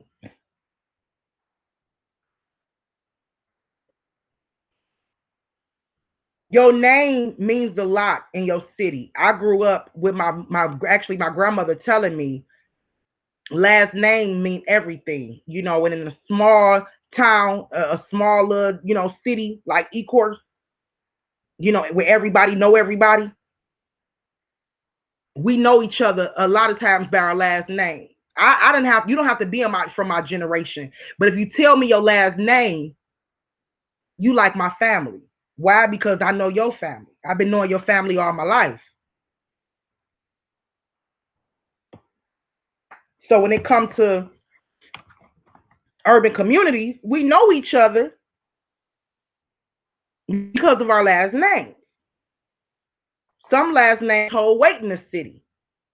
Some last names just make you popular just because of who you are. Some last names make you a curse. Do you understand what I'm saying? So I believe she had the best of both worlds as myself. And that was the purpose of me kind of giving y'all an insight as to myself, and the similarities that I had with Kenneka growing up. Not to mention, I didn't want to say, but I do feel comfortable saying now that I was actually set up before by close friends to have a group of boys run a train on me when I was 16. Um, so yeah, that really stood out to me too. And a lot of the houses in Detroit, it was a two-family flat. So a lot of y'all know the duplexes and stuff, the two-family flats. It's a family upstairs, family downstairs. So when they brought me to the house, well, when my friend took me to the house and all the dudes was in there and they wanted to run a train on me and all that stuff, um, we was inside of a two-family flat. So I acted a damn fool to get myself out that house. And I remember one of the guys saying, man, she gonna have the neighbors call the police, which was the people downstairs. Get her the fuck up out of here. So I escaped that. Okay, that's another reason why I feel connected to Kenneka and her story. Okay, I could have fell victim. But as y'all probably know by now, with me, I'm a strong woman. I was strong even in my teens, probably more stronger than I am now. So I wasn't letting nobody, like they would have had to kill me, before I allowed them all to run a train on me. So, but I'm connected in more than one way to Kenneka and to her life and to her story. So this is why I do what I do, and don't worry about pleasing people. Okay, and I just try to keep it 1,000 with y'all, and hopefully y'all catch that, and y'all love me for just being me and just being real. Because at this point, I've already accepted my sins, my flaws, and I've already been forgiven. So I don't care about nobody throwing shit back up in my face. I just say, don't disrespect the deceased. Don't disrespect Kenneka. Because she not here to defend her name. I am. Now disrespect me, I'll cut into you real quick and then block you. She not here to defend herself. And we just don't know what people's life is like. We just don't know if God was really pushing that in her heart, trying to tell Kenneka, like he was pushing in my heart at one point, choose the either life or death. Choose the either blessings or curses. We just never know if he was really trying to steer her from walking into death, from walking into, that darkness, that dark realm. He could have been trying to speak to her.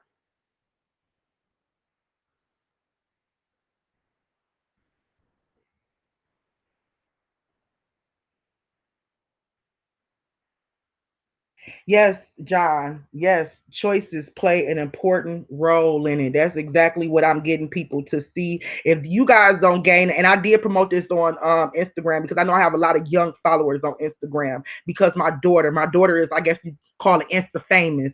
So she gave me a shout out when I first did my Instagram page. So a lot of my subscribers came from my daughter, and they all are like 17, 18. I love them to pieces because a lot of them know me from my daughter. So I promoted this on Instagram, and I know a lot of the kids is in school, but they'll probably come back and view it. But I want you guys to really, not just the kids, adults too, but I'm really speaking to a dying generation. And I'm asking you guys to choose today, blessings or curses, life or death. Choose today. I live in Detroit, and that is 100% facts. Name told weight. Yes, it do. La la. Yes, it do. Name told weight in Detroit. Sometimes I don't even have to really, say who I am. I could just say my last name, and people know my last name. People know my last name. So yes, name do hold weight in Detroit. So, and I believe it's like that too in Chicago. You know what I'm saying? Name told weight. And so that's why we was kind of getting a flip flop, the two names from the public. We was getting the Kenneka Jenkins and the Kenneka Martin. The name told weight, and they knew that shit. And which one would make her look better, Kenneka Martin or Kenneka Jenkins? Do y'all get what I'm saying? If they get to digging, which one actually is more upstanding or upscale, whatever, it would be the Jenkins. And I'm gonna show y'all that. I'm gonna show y'all why I feel this, why I really feel strongly about this information I presented to y'all today. If I say some stuff and I'm reaching, I'll let y'all know I'm reaching. Period. I'll let y'all know. Oh, but now that we mentioned it, I might have been reaching. That probably wasn't Tatiana in the chair. I don't know. Somebody said on my last lab they actually found out who the girl was. Please send me a picture of her, and I'll go back and I'll put her ass on blast. Say, hey, this is actually the girl that was on the chair. But when I'm reaching, I'll let you know I'm reaching. I'll let you know I'm about to take a reach, y'all. Because what I want people to do is go back and find the information or help me find it. Because this stuff been on my mind. So help me find the truth. And that's what y'all do. And I love y'all for that. Whether y'all trying to debunk me or not, I love y'all for that because y'all bringing truth to the table. That's all I care about. Because when I end this live and when I go about my life, I'm still going to be loved. I'm still going to be acknowledged. I'm still going to be respected. I can still walk on my head high, and I'm still going to be able to pay my bills. So I have no need or no reason to try to butter nobody up on YouTube and get them to like me. I just want answers. I want the truth. And I'm not in a race to find them. I'm not in a race to find them. I am racing against myself. Okay, I am racing against time. Because of the simple fact that I only have so much time to dig and to deliver. So that's who I'm in a race against, myself. What everybody else brings together on YouTube is just what everybody else brings together. I've decided a long time ago, and my people can tell you that I don't troll nobody else's channel. I don't. But for somebody to kind of say that I'm in a race to find the answers, let me explain something to you. The race has begun since the very beginning because everybody been on a mission to find out what the fuck happened to Kenneka. And it's not, and I don't know, I can't really speak for everybody else, but it's not for each other. In the beginning, it was for ourselves because most of us couldn't sleep at night until we got the answer. So in the beginning, it was about me. Like, I need to get the answers because I need to be able to sleep at night and not have this girl on my mind, on my heart. And my daughter is even still asking me questions. So that's why I jumped into the race, to get answers for myself. And then it became clear to me that Kenneka's soul or her spirit was not getting rest. It was not rested. And it was pressed on my heart that it's going to be a time when you're going to be used. So my whole mission does not concern other YouTubers or other people. Like, it really don't. I didn't begin thinking about other people and viewers. I didn't even know how to operate this damn thing. I didn't come with no fancy videos. I had enough time sitting in the cut to where I could have came with some hard, nice crispy little videos with some nice introductions. I didn't come like that. So therefore, I'm not in a race with you, sweetheart, but I am in a race with time and with myself. Because I do want the answers. I'm ready to sleep at night. And I'm pretty sure others feel the same way. And I also want that baby soul, her spirit to rest. And I'm pretty sure others feel that way. But my race, my challenge, everything that I'm doing over here does not concern other YouTubers. Period. Period.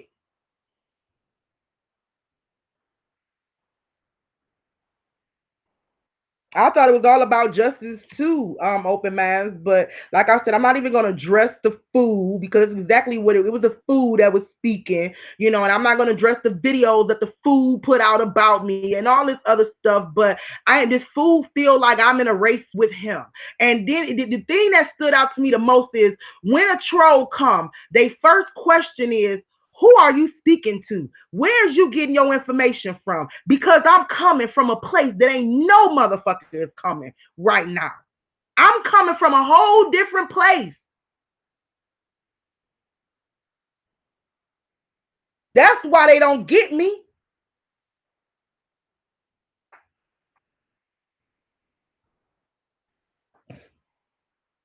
But I'm not in a race with anyone. I'm not in a race with anyone. We just need answers. Yeah, Tia, we want answers, and sometimes we can't sleep until we get them. So yeah, we in a race against ourselves. I'm like, sometimes I force myself, like, you better get up, and get to praying and get to reading and get to digging or something, because we want answers. It's time, but salute to all the real ones out there. I'm just, we just all doing our own thing. And I believe that God himself, he knows everything. He knows everything that happened, and he's gonna bring the truth to us, y'all. So we just have to stand in faith and understand that and know that. This afternoon live ties a lot of the missing pieces about what happened to KJ that night at the hotel. Very ending has always had a beginning. Yes, yeah, every ending always have a beginning, John. Yes, yes, yes, yes. I was hoping it did too, and y'all just don't know my prayer before I did this live. Y'all, oh my God, y'all just don't know. Y'all just don't know. God have really got me to a whole nother level. And I thank Kenneka for that. I thank y'all for that. Y'all are watching me spiritually mature. Y'all are watching me live in my purpose and walk my purpose out. You know what I'm saying? And know my purpose don't just surround Kenneka or this case, but the fact that I'm allowing God to use me in a way that I've never done before. You know what I'm saying? I know it's purposeful. So whether it's for, he used me for this case, another one, or anything else later on. It's just the fact that I am spiritually growing and y'all are watching me.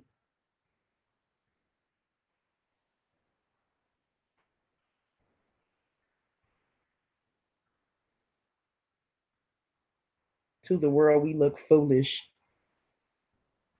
Ain't that crazy? And they the fools. Right? They the fools. See, God said, the world was the enemy of his. And don't you see why? You know, to love the world and make yourself an enemy of God. So sometimes we have to, well, not sometimes, we have to make a choice to separate ourselves from the world, and understand that the world, the same world that God so loved, crucified his only begotten son. He said that the world is not going to like us. The world is not going to love us because they hated him first. So at some point, we have to stop trying to be accepted by the world, which I believe Kenneka was too. I believe one of her downfalls was trying to be loved by the world and trying to be accepted by the world because of who she was. And because her last name and who she was rang bells on both sides of the family. Not only having one side of the family, I had another friend growing up in school where she had one side of the family huge as hell. But in this other little small city across the, she had her daddy's side of the family huge as hell. Both sides of the family known carry weight. Do you see what I'm saying?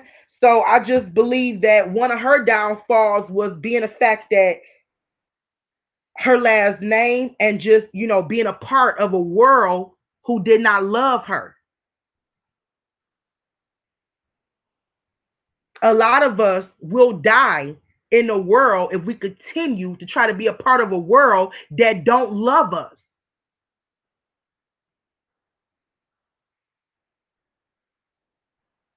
Don't love the streets. The streets don't love you back. The streets ain't got no love for you at all. The streets ain't got no love for your kids, your grandkids, the kids that ain't even came yet. Streets don't care. And so she wasn't taught that because she grew up in the street, introduced to the street life. If you ask me, I feel bad for Teresa, but I feel even badder for Kenneka.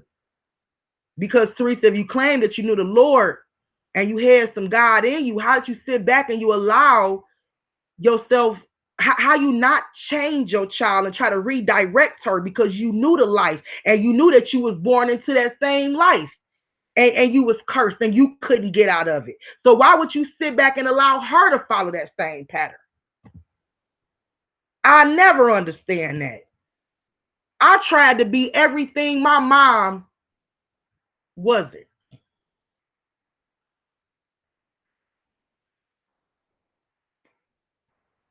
And I try to teach my child to be everything I'm not. And I didn't grow up to, so I don't really understand it. Like, if I really was born into a life, I got two brothers that's hard time gangbangers. Father was a hard time gangbanger. Mama was a Easter star or whatever. Like, but I'm getting a revelation that there is a God. And I'm trying to follow him and I'm trying to worship him. How dare I sit back and watch my child live that same lifestyle I'm trying to get away from? That's why I hold you responsible in every way. Because some kids is born into it with parents that just simply don't know. They don't know no better. Mom always said to me, well, daughter, I didn't know any better. Daughter, I was on drugs. I didn't know any better. Teresa wasn't cracked out from what I've seen. And I've been seeing you talk about Jesus since 2015. Did any part of his light shine on you and make you say, hey, let me redirect my child in the way she should go so she don't turn out like me? So she don't be anything like me. And for that, I hold you accountable as a parent. Choose today, blessing or curse. Not tomorrow, today.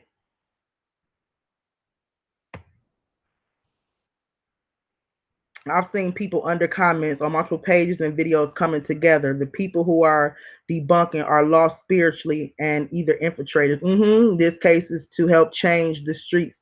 I definitely agree. I've said in the beginning, Anonymous, that I actually don't, and this is just my own, feeling. I don't feel that people that don't have a spiritual discernment or don't have spiritual guidance should even be speaking on the case. Really, I feel like it's a spiritual warfare, and this is the reason why we're seeing I call them demonic hand signs. I know a lot of y'all say Illuminati hand signs. Illuminati is just another title. It's another title for the enlightened ones. I'm an enlightened one, but I ain't Illuminati. I'm not in no gang. I don't have an organization, but I'm an enlightened one too. So you can call them the Illuminati and call me the anointed. Okay. But anyway, the devil signs that you see them holding up. That's why they're holding up devil signs, because it's the spiritual warfare. Wake up. If it wasn't a spiritual warfare, why are you holding devil signs? I done said this before. I've made Facebook posts, and before when I had my page up and it was popping, and I've said before pointing out the devil in music. And certain people say, there ain't no devil in music. That's just the music. That ain't got nothing to do with the devil. Then you watch his video and he got all kind of satanic signs up. So if it's not associated with the spirit realm, then why is he throwing up Satan's sign and quoting his Bible? Duh. The spiritual warfare. So if you ask me, if you are part of the enemy's realm, you shouldn't be speaking on Kenneka's behalf. Period. If you are a part of the kingdom of destruction, you shouldn't be speaking on her behalf. And damn sure don't be telling me you over there channeling her either, because that's not of God. So I don't know what demons you channeling, but it sure ain't Kenneka. I'm just saying. Information might come to you in a form of spirit. Okay. But I'm just saying, choose the day what you going to be serving, worshiping, and channeling. Some of y'all. I'm just saying.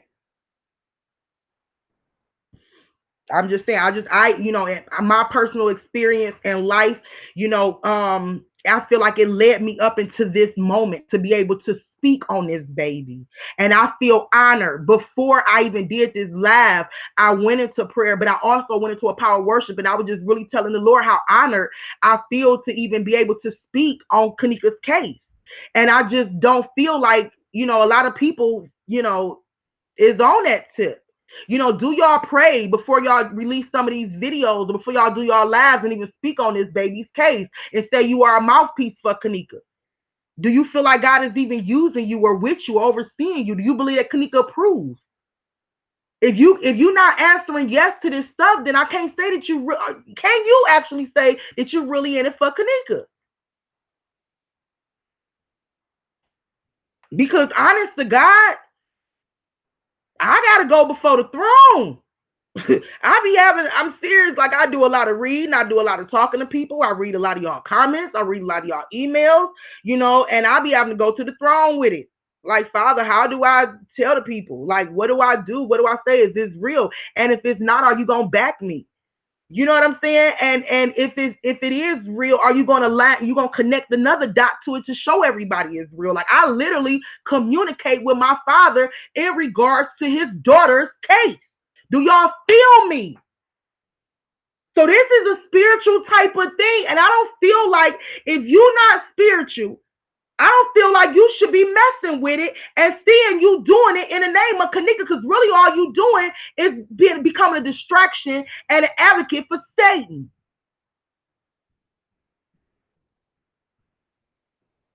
And maybe unbeknownst to you, but you are. You are a distraction of Satan because you don't know how to put on your armor of God before you even start speaking on this case. So you are easy to be used by Satan. And don't get me wrong, I battle with my flesh a lot. That's why y'all hear me going in and out of cussing a lot, because the flesh and the spirit does war against each other. But what I'm seeing is a lot of people are not even going to the Father with their information. They're not even going in prayer. They're not putting on their armor of God, but they out here talking about they warring for Kenneka. No, you warring out here to be somebody. That's why half your videos is talking about another YouTuber. That's where your battle lies, not mine. I'm only here to fight for Kenneka, or I would have better things to do than fool with some dang on YouTube every day.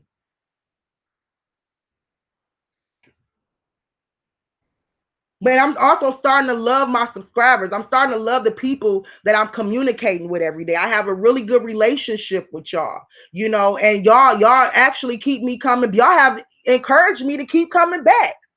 I wouldn't stop fighting for justice for Kenneka, but y'all have encouraged me to continue using this platform to do so. And I thank y'all for that. One of the I got a really awesome testimony from Black Black. I love her. And I hope you don't mind me sharing a video that you shared with me. But I've done so much. And this is not about me. I just want to say this. I've done so much in my lifetime. Once I became an adult and I gave my life back to the Lord, I've done a lot. As far as just having my own little personal ministry and just doing things, and showing and teaching the little kids the children how to praise dance and, different things like that. And I've never really got acknowledged for the things that I've done. And not saying I did it because I was looking for a reward or an acknowledgement, but I'm just saying, like, sometimes a little thank you goes a long way, or job well done goes a long way. But being the fact that I was doing something that was different and was not, people was not used to seeing in my neighborhood, it wasn't really recognized. And the fact that my family just knew the old me, and they, the Bible say a prophet is not recognized in his own country, in his own town. So I was just old me, and I'm trying to show my family, like, look, I have a gift, I have an anointing, I'm working for the Lord. And it's like, yeah, okay, it's just you. So I wasn't really, celebrated, for the things that I was doing, but I was, highly disciplined for and made embarrassed for the bad things and choices that I made in my life. My family, they acknowledged that. But when I decided to give my life to the Lord, like at 28, I rededicated my life at 28, and at that point, I had just started doing a lot of work for Him, and people wasn't really acknowledging that. So when I do get, certain emails and like the video that the one lady did, I take that to heart. Do y'all hear me? I take that to heart. God knows it. So if I put it out there, I don't really get reviews. So if I put it out there as a review and you don't want it out there, just let me know. I'll take it down. But I want y'all to know I'm not doing it to boast. I'm doing it because I'm actually really patting myself on the back, for even challenging myself, standing up to the challenge and succeeding. So I might be patting myself on the back, and I'm actually proud of where God have taken me. And so, the things that y'all say, I'm just saying, it really stands out to me. It really touches my heart. It means a lot to me. So I just want y'all to know that I didn't get a lot of that. I didn't get a lot of that. And I'm not chasing for that, but like I said, when I do get it, I just take it to heart and I appreciate it. I don't look over anything. I appreciate everything. I swear I do. Okay. I don't believe in psychic or reading. God tells us about people like that to stay away from. Let them, yeah, God's out of us. Yeah, Million. Yes, yes, yes. He do. That's sorcery. It's a form of sorcery, and I believe, if I'm not mistaken, y'all, I could be wrong. I ain't really an Old Testament quoter. I can't really quote the Old Testament like that, but I think that's sorcery. For Christ is to live, for us to die to our flesh. Yes, that's so true. And I'm still dealing with that because I know my flesh and my spirit war against each other, but at the same time I have made a decision, to just to be obedient, and I know that He's working on me. I know He's working me. He got to get a lot of stuff out. It was just a lot of stuff that was inside of me that had to come out, that have to come out, but I'm growing with my purpose. A lot of times we are disappointed in our growth or in our walk because we expect to be so much further than where we are. But no, I mean, you right where you supposed to be. You right where you supposed to be. And I have to tell myself that,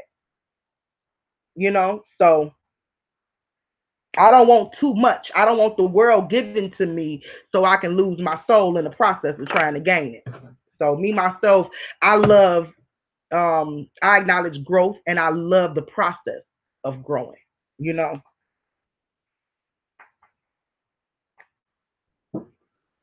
because that's why we able to look back over our life and see where we've come and where we are now. And so to that I say amen. I don't say much, Malika, but I really love hearing what you have to say because real recognize real, and I can feel the realness in your discussions. Thanks, Rena. Brooke, I'm glad we brought you out. Hey, I'm glad I brought you out. I'm definitely real. I'm definitely real. I've been through so much in my life, and I could just really relate to Kenneka and relate to this case in so many ways. So, you know, and I love the Lord. And so I just dedicated myself, to finding the answers and to being obedient to his call. And I just hope that, that justice will prevail. I hope that I just know his word shall not return to him void. I'm not even gonna question that. That's just period. I'm not even gonna question that. I don't believe that he bringing us everything and he bringing us this information. And I don't believe that he's doing this for nothing. Do you get what I'm saying? Like her story is going to get out there. We all gonna be able to put it to rest. Her spirit gonna be able to rest. You know what I'm saying? And I believe that people will pay for her crime, for what happened to her. So I don't think that all this stuff is just, just happening. No, I think God actually have a plan. Yes, Malik, you are right. We are right where we supposed to be. I believe so too, Siobhan. We right where we supposed to be. Right where we supposed to be. Because when I look back over my life, when I look back over my life this morning, I started really thanking God, that because I thanked him for all the bull stuff I went through in my life. I even was thanking him this morning for the car accidents that I was in. I was thanking him for all type of stuff because I really do feel like everything I went through in my life have shaped me for this moment right here. I really do. So I was just started thanking him for everything that I went through.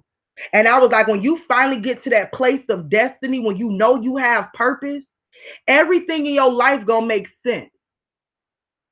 Everything in your life gonna make sense, and you not gonna bear no shame. You not gonna bear no. If anything, you gonna have tears of joy. You gonna be rejoicing, like thank you, because you already came out of it. But now it's starting to make sense to you as to why you had to go through it. So I don't feel like it's nothing else in my life that he gonna send me through that's not gonna have a purpose. You feel what I'm saying? I walk by blind faith. I'm just telling you, I walk by blind faith because I've been molded to do so. That's why I'm saying I thanked him for them car accidents that I was in that almost killed me, because it led me up to this point right here to where my faith is so blind. I believe stuff that I straight up don't see. And a lot of people be like, well, how do you even come? I ain't got to see it. I believe it. I can't, that's their faith.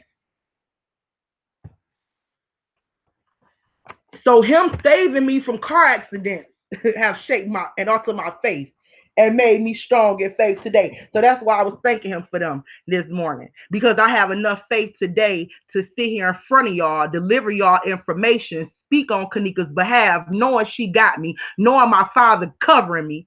You see what I'm saying? I can do it with confidence. No, I don't even have to have riches. I ain't gonna have none of that stuff, and I can do it with confidence, knowing my father got me. So that's all I'm saying, but yeah, y'all, everything we go through in life, it shapes our faith. It just gets us stronger. You know what I'm saying? And so we can just put more faith and more trust in the Lord and go out here and be more of a warrior for him. Be a sheep amongst wolves. See, in order to be a sheep amongst a wolf, you gotta have faith. You gotta have courage. I am a sheep amongst all these YouTube wolves, amongst all these these wolf gang, these gangbangers are wolves. These Crown Plaza people, they wolves. These police rolls up, y'all are wolves. I am a sheep amongst all these wolves. How can I do that? How can I stand over here on my own and be a sheep amongst all these wolves if I didn't have the faith and confidence to do so? That's all I want to say. That's all I really wanted to point out. Faith is believing that God says even when we don't see it. That's right. And a lot of times people will believe that faith is something that's supposed to just happen because you say so and you believe it to happen. No, faith is believing what God said and what He's spoken to your life. Because remember, you can lean on your own understanding to be totally wrong.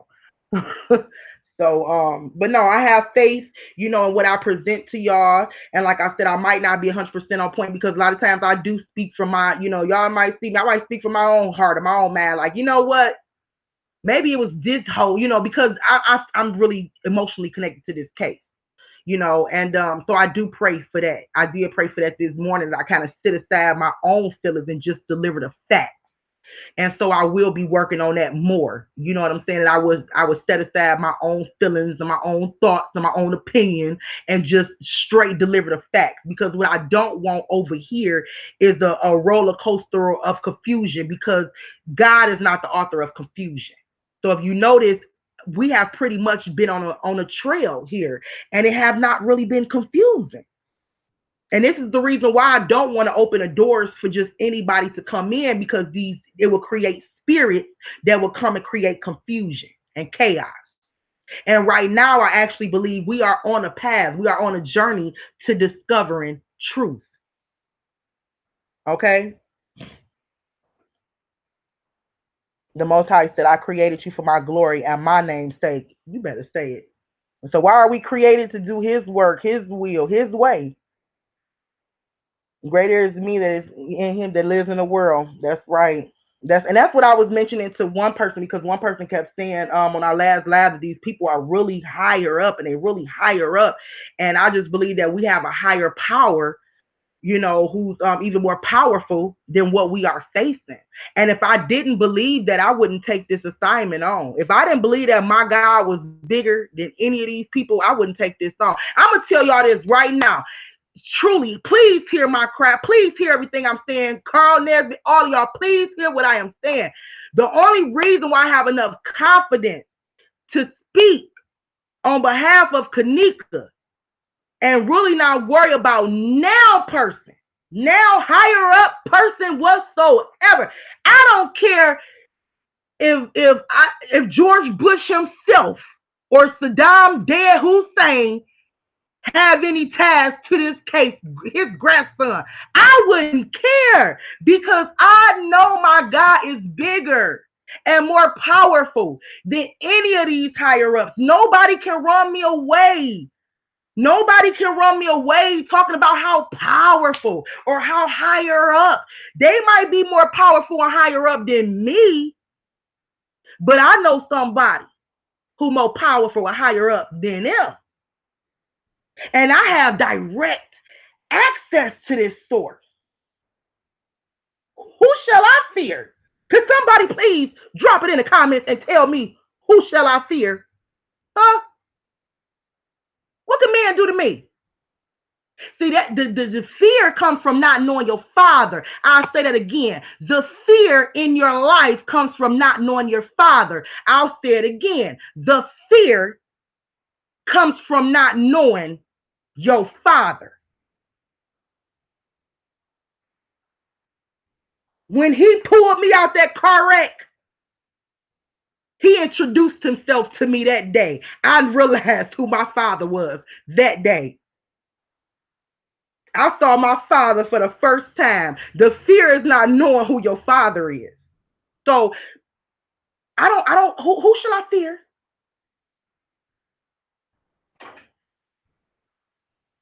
So I'm just saying, when it comes to that right there, nobody, if I invite you on my panel, you ain't gotta send me no emails trying to run me off, because none of that stuff gonna work.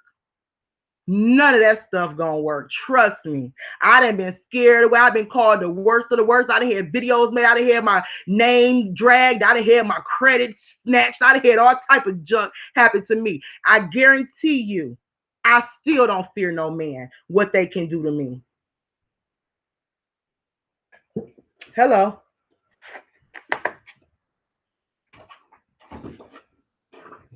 So that just don't work over here. It just don't work with me. So if anything, my biggest fear is not being able to deliver the way Kenneka needs this information to be delivered. That's, and really being a disappointment, to my God. Like, that's seriously my only and biggest fear in life, is just being a big disappointment to him, and the gate being closed right in front of my face. Like that is my biggest fear in life. Other than that, I'm so grounded in my position. I don't worry about nothing or nobody. Not in my marriage. Not, I mean, I don't have to. So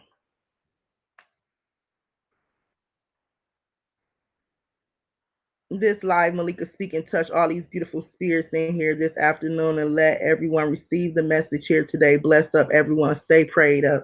Yes, yes, yes. Bless up everybody. It is some beautiful spirits in here. And I believe, the second I allow Satan to come in and have wrenches and all that stuff, I believe it can kind of throw off the vibe. So I like the way the vibe is right now. You know, I love the way the vibe is right now. Fear will let the enemy in also. Yes, it will. That's his portal. That's his way in. That's his way in. That's the thing. If I begin to fear these people that I'm speaking on, if I begin to fear this case or anything involving this case, the enemy can come in with trickery, deception, and all kind of stuff. I saw this in the very beginning. When I first started speaking on this case, so many people, because they watched my videos before I started doing live, so many people was emailing me with all this heavy stuff.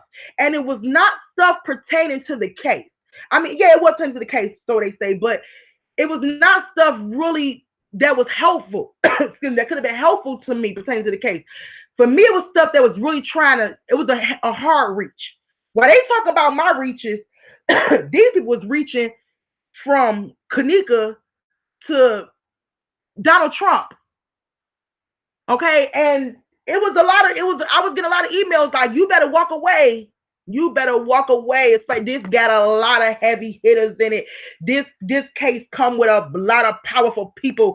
And I started getting screenshots of OTC key. He was killed. You better not speak on it. Then I started getting screenshots of Sherry Shriner. She came and she disappeared. You better not speak on it.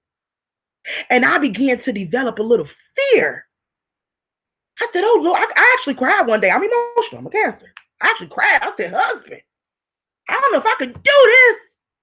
I think I was actually really tight with Italian Hun, and I cried to her. If she's in the lab, I'd love for her to come and witness that. I cried to her.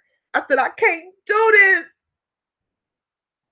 I was really afraid. And that opened the door for even more deception,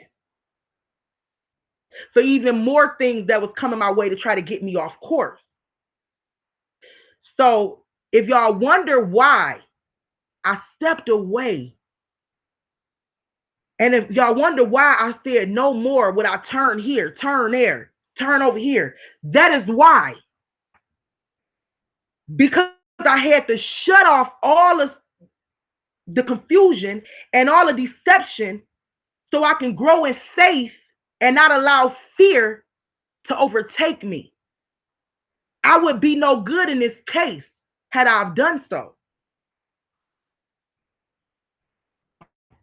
So my reasoning for shutting people down, shutting certain things down and keeping to myself for a minute, and determining who to align myself with and who to speak to and who to receive information from. It was nothing really against these people. It had everything to do with myself and me trying to not allow fear to come back, if y'all understand. So it was nothing, had nothing to do with, nobody else. It was really me. Like I said, I'm really growing in front of the world.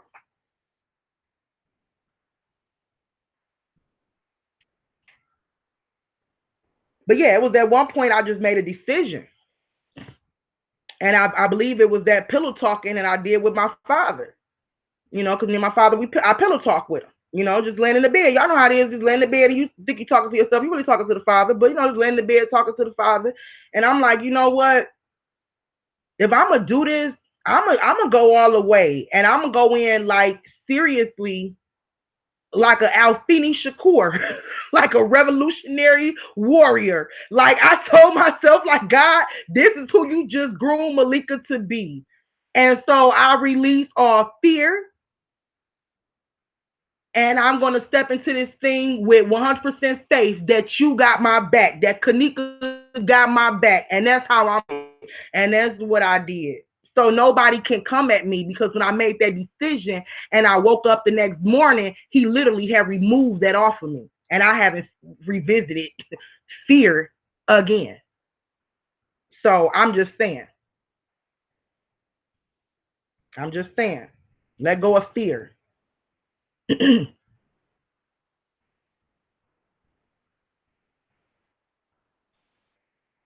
the Most High said, when you pray and ask, be still and watch my glory. Wow. In light of it all, wow. Wow, wow, wow.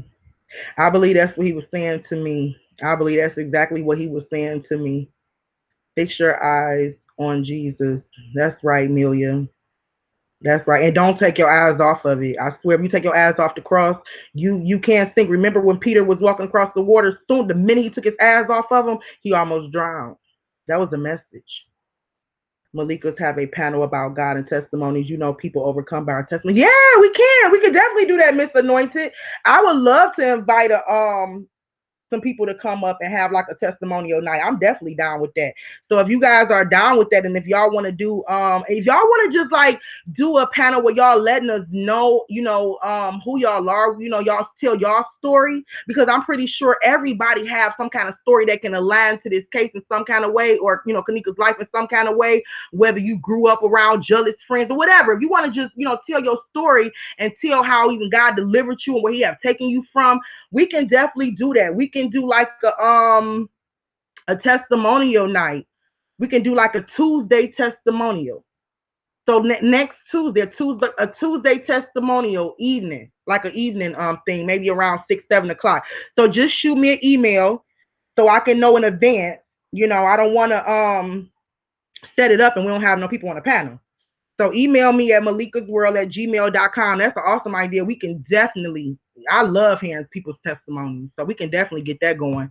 We can do a Tuesday testimony next Tuesday evening. If y'all are down, shoot me an email and I'll go ahead and set that up.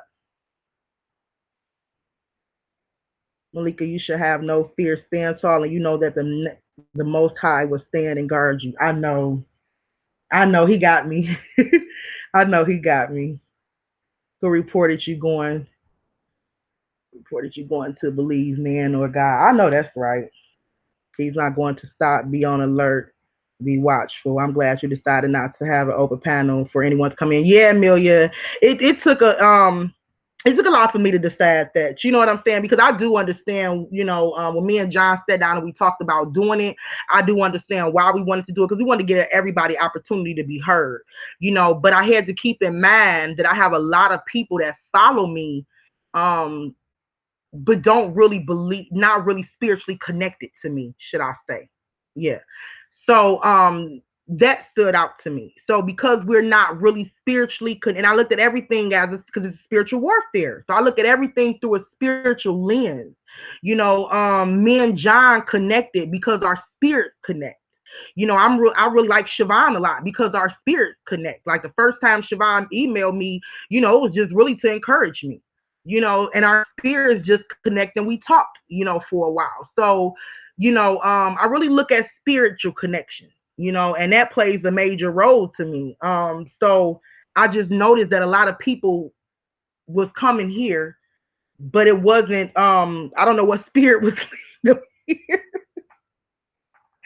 I can't say what spirit led them here, but I just realized that it wasn't the right thing to do. So I do get that we did want to hear more people. So I do think once we do stuff like this testimonial night, me and John will be able to feel people out. You know what I'm saying? And we'll be able to have a power panel. We can just invite people and do panels and stuff like that. But just dropping a link in the description and having people just jump on and stuff like that, no. And the only reason why, y'all, is because it's been long enough. I'm not in a race or anything, but we do want the truth, and we don't have time to fuck around with foolery. Like, we don't. I don't have time, and I'm pretty sure y'all don't. Like, right now, y'all can be doing something other than listening to me. Do you understand what I'm saying? So we just, right, we on a mission. We on a mission. So if anybody is in a race against us, I suggest you strap your damn boots on, because we are on a mission to genuinely, sincerely, and all honestly find out what happened to Kenneka. And instead of trying to come against us, join us in that mission. Good Lord. Okay, I'll drop my email in the comment section. Open mine. Okay, it's getting late. I'm gonna have to end this live. Cool, Tony. Hey, Tony Last. I know I was a little bit slow with it today, y'all, because I gotta find a better way to present these pictures and stuff. Because what I'm doing is I'm screenshotting a lot of the stuff on my phone, because I can be walking around the house just doing something and doing my research, and I would screenshot my pictures and stuff, and I send them to my Gmail. And so when I'm getting ready to do the Google's Hangout with y'all, I'm just going through all of these screenshots, and I'm trying to read and find out which status I'm trying to show y'all, or which picture or article, so I gotta find a order, I gotta find a way to put all this stuff in a certain order, so when I present it to y'all, I don't have to take so long. I'm working on it. If somebody have a little experience at it, it would help if y'all message me and help me out a little bit. Help a sister out a little bit, so that way next time we do it, I could be a little bit quicker on a fingertip. Always put God first and plead the blood over your lives before going live. Yes, yes, most definitely. And I also, all I can really do is suggest, I suggest, and that's just really my suggestion, to all you YouTubers out there who's working on this Kenneka case, I really do suggest that you guys pray, like we all pray over the information before we put anything out there. I really suggest that we do that, because it's so much distraction out there, and people can come to you and really fighting for Kenneka, and they'll bring you a photo or something like, "Oh my God, girl, look what I just found." Next thing you know, it wasn't nothing but a sabotage. You know what I'm saying? So I really would like, I really just want to say y'all pray, before y'all do y'all lives and y'all speak on this case, because I know it have touched me in such a way to where I literally have to go before the throne before I do my lives. I just have to. I have to. So, but anyway, I got to get ready to go. It's almost time for the kids to come home. Justice for Kenneka, as always. We're still looking for truth seekers, for justice warriors. Contact me, you guys. Contact me. We can use all the helping hands we can get. Join the FB group. Okay, we post a lot of valuable information in there. I'm going to do more lives in there as well, because I do like the FB live setup. I think it's pretty cool. You can I can like tune John in as a guest, and we can actually talk back and forth on live in front of y'all. So I like that. But anyway, I'm gonna go ahead and end this live. I just want to say I love you guys. I thank you guys. I appreciate you guys. Don't let nobody else tell y'all anything else. Okay? I love and I appreciate you guys. Okay? And may you have a blessed, prosperous rest of your day. And we'll talk back soon. And if you guys want to do that testimonial Tuesday, shoot me an email. I'm going to drop it in the comments. I'll be looking forward to an email. The FB page is called Malika's Truth Seekers. I'll drop that too. I'll drop that in the description so you guys can have access to that. Great job, Malika. Peace and love, everyone. Team Malika, blessed up. Stay woke. Stay prayed up. Hashtag J4K all day. Yes, and also, y'all, incorporate the hashtag fact not fiction. We have to start pushing that hashtag out too. In regards to this case, I want people to understand that this case is fact, not fiction. This is not just another social media state case. It's actually a real case. So we're gonna say justice for Kenneka, hashtag fact, not fiction. If y'all can do that for me, okay? And all y'all other hashtags. Hashtag J4K, hashtag fact, not fiction. I saw somebody do that in our last chat, and I thought that was cool. So if everybody can do that, I think that's really cool. And we letting the world know that, her name, this case, her story is fact, not fiction. All right. Love you guys. Talk to you guys later.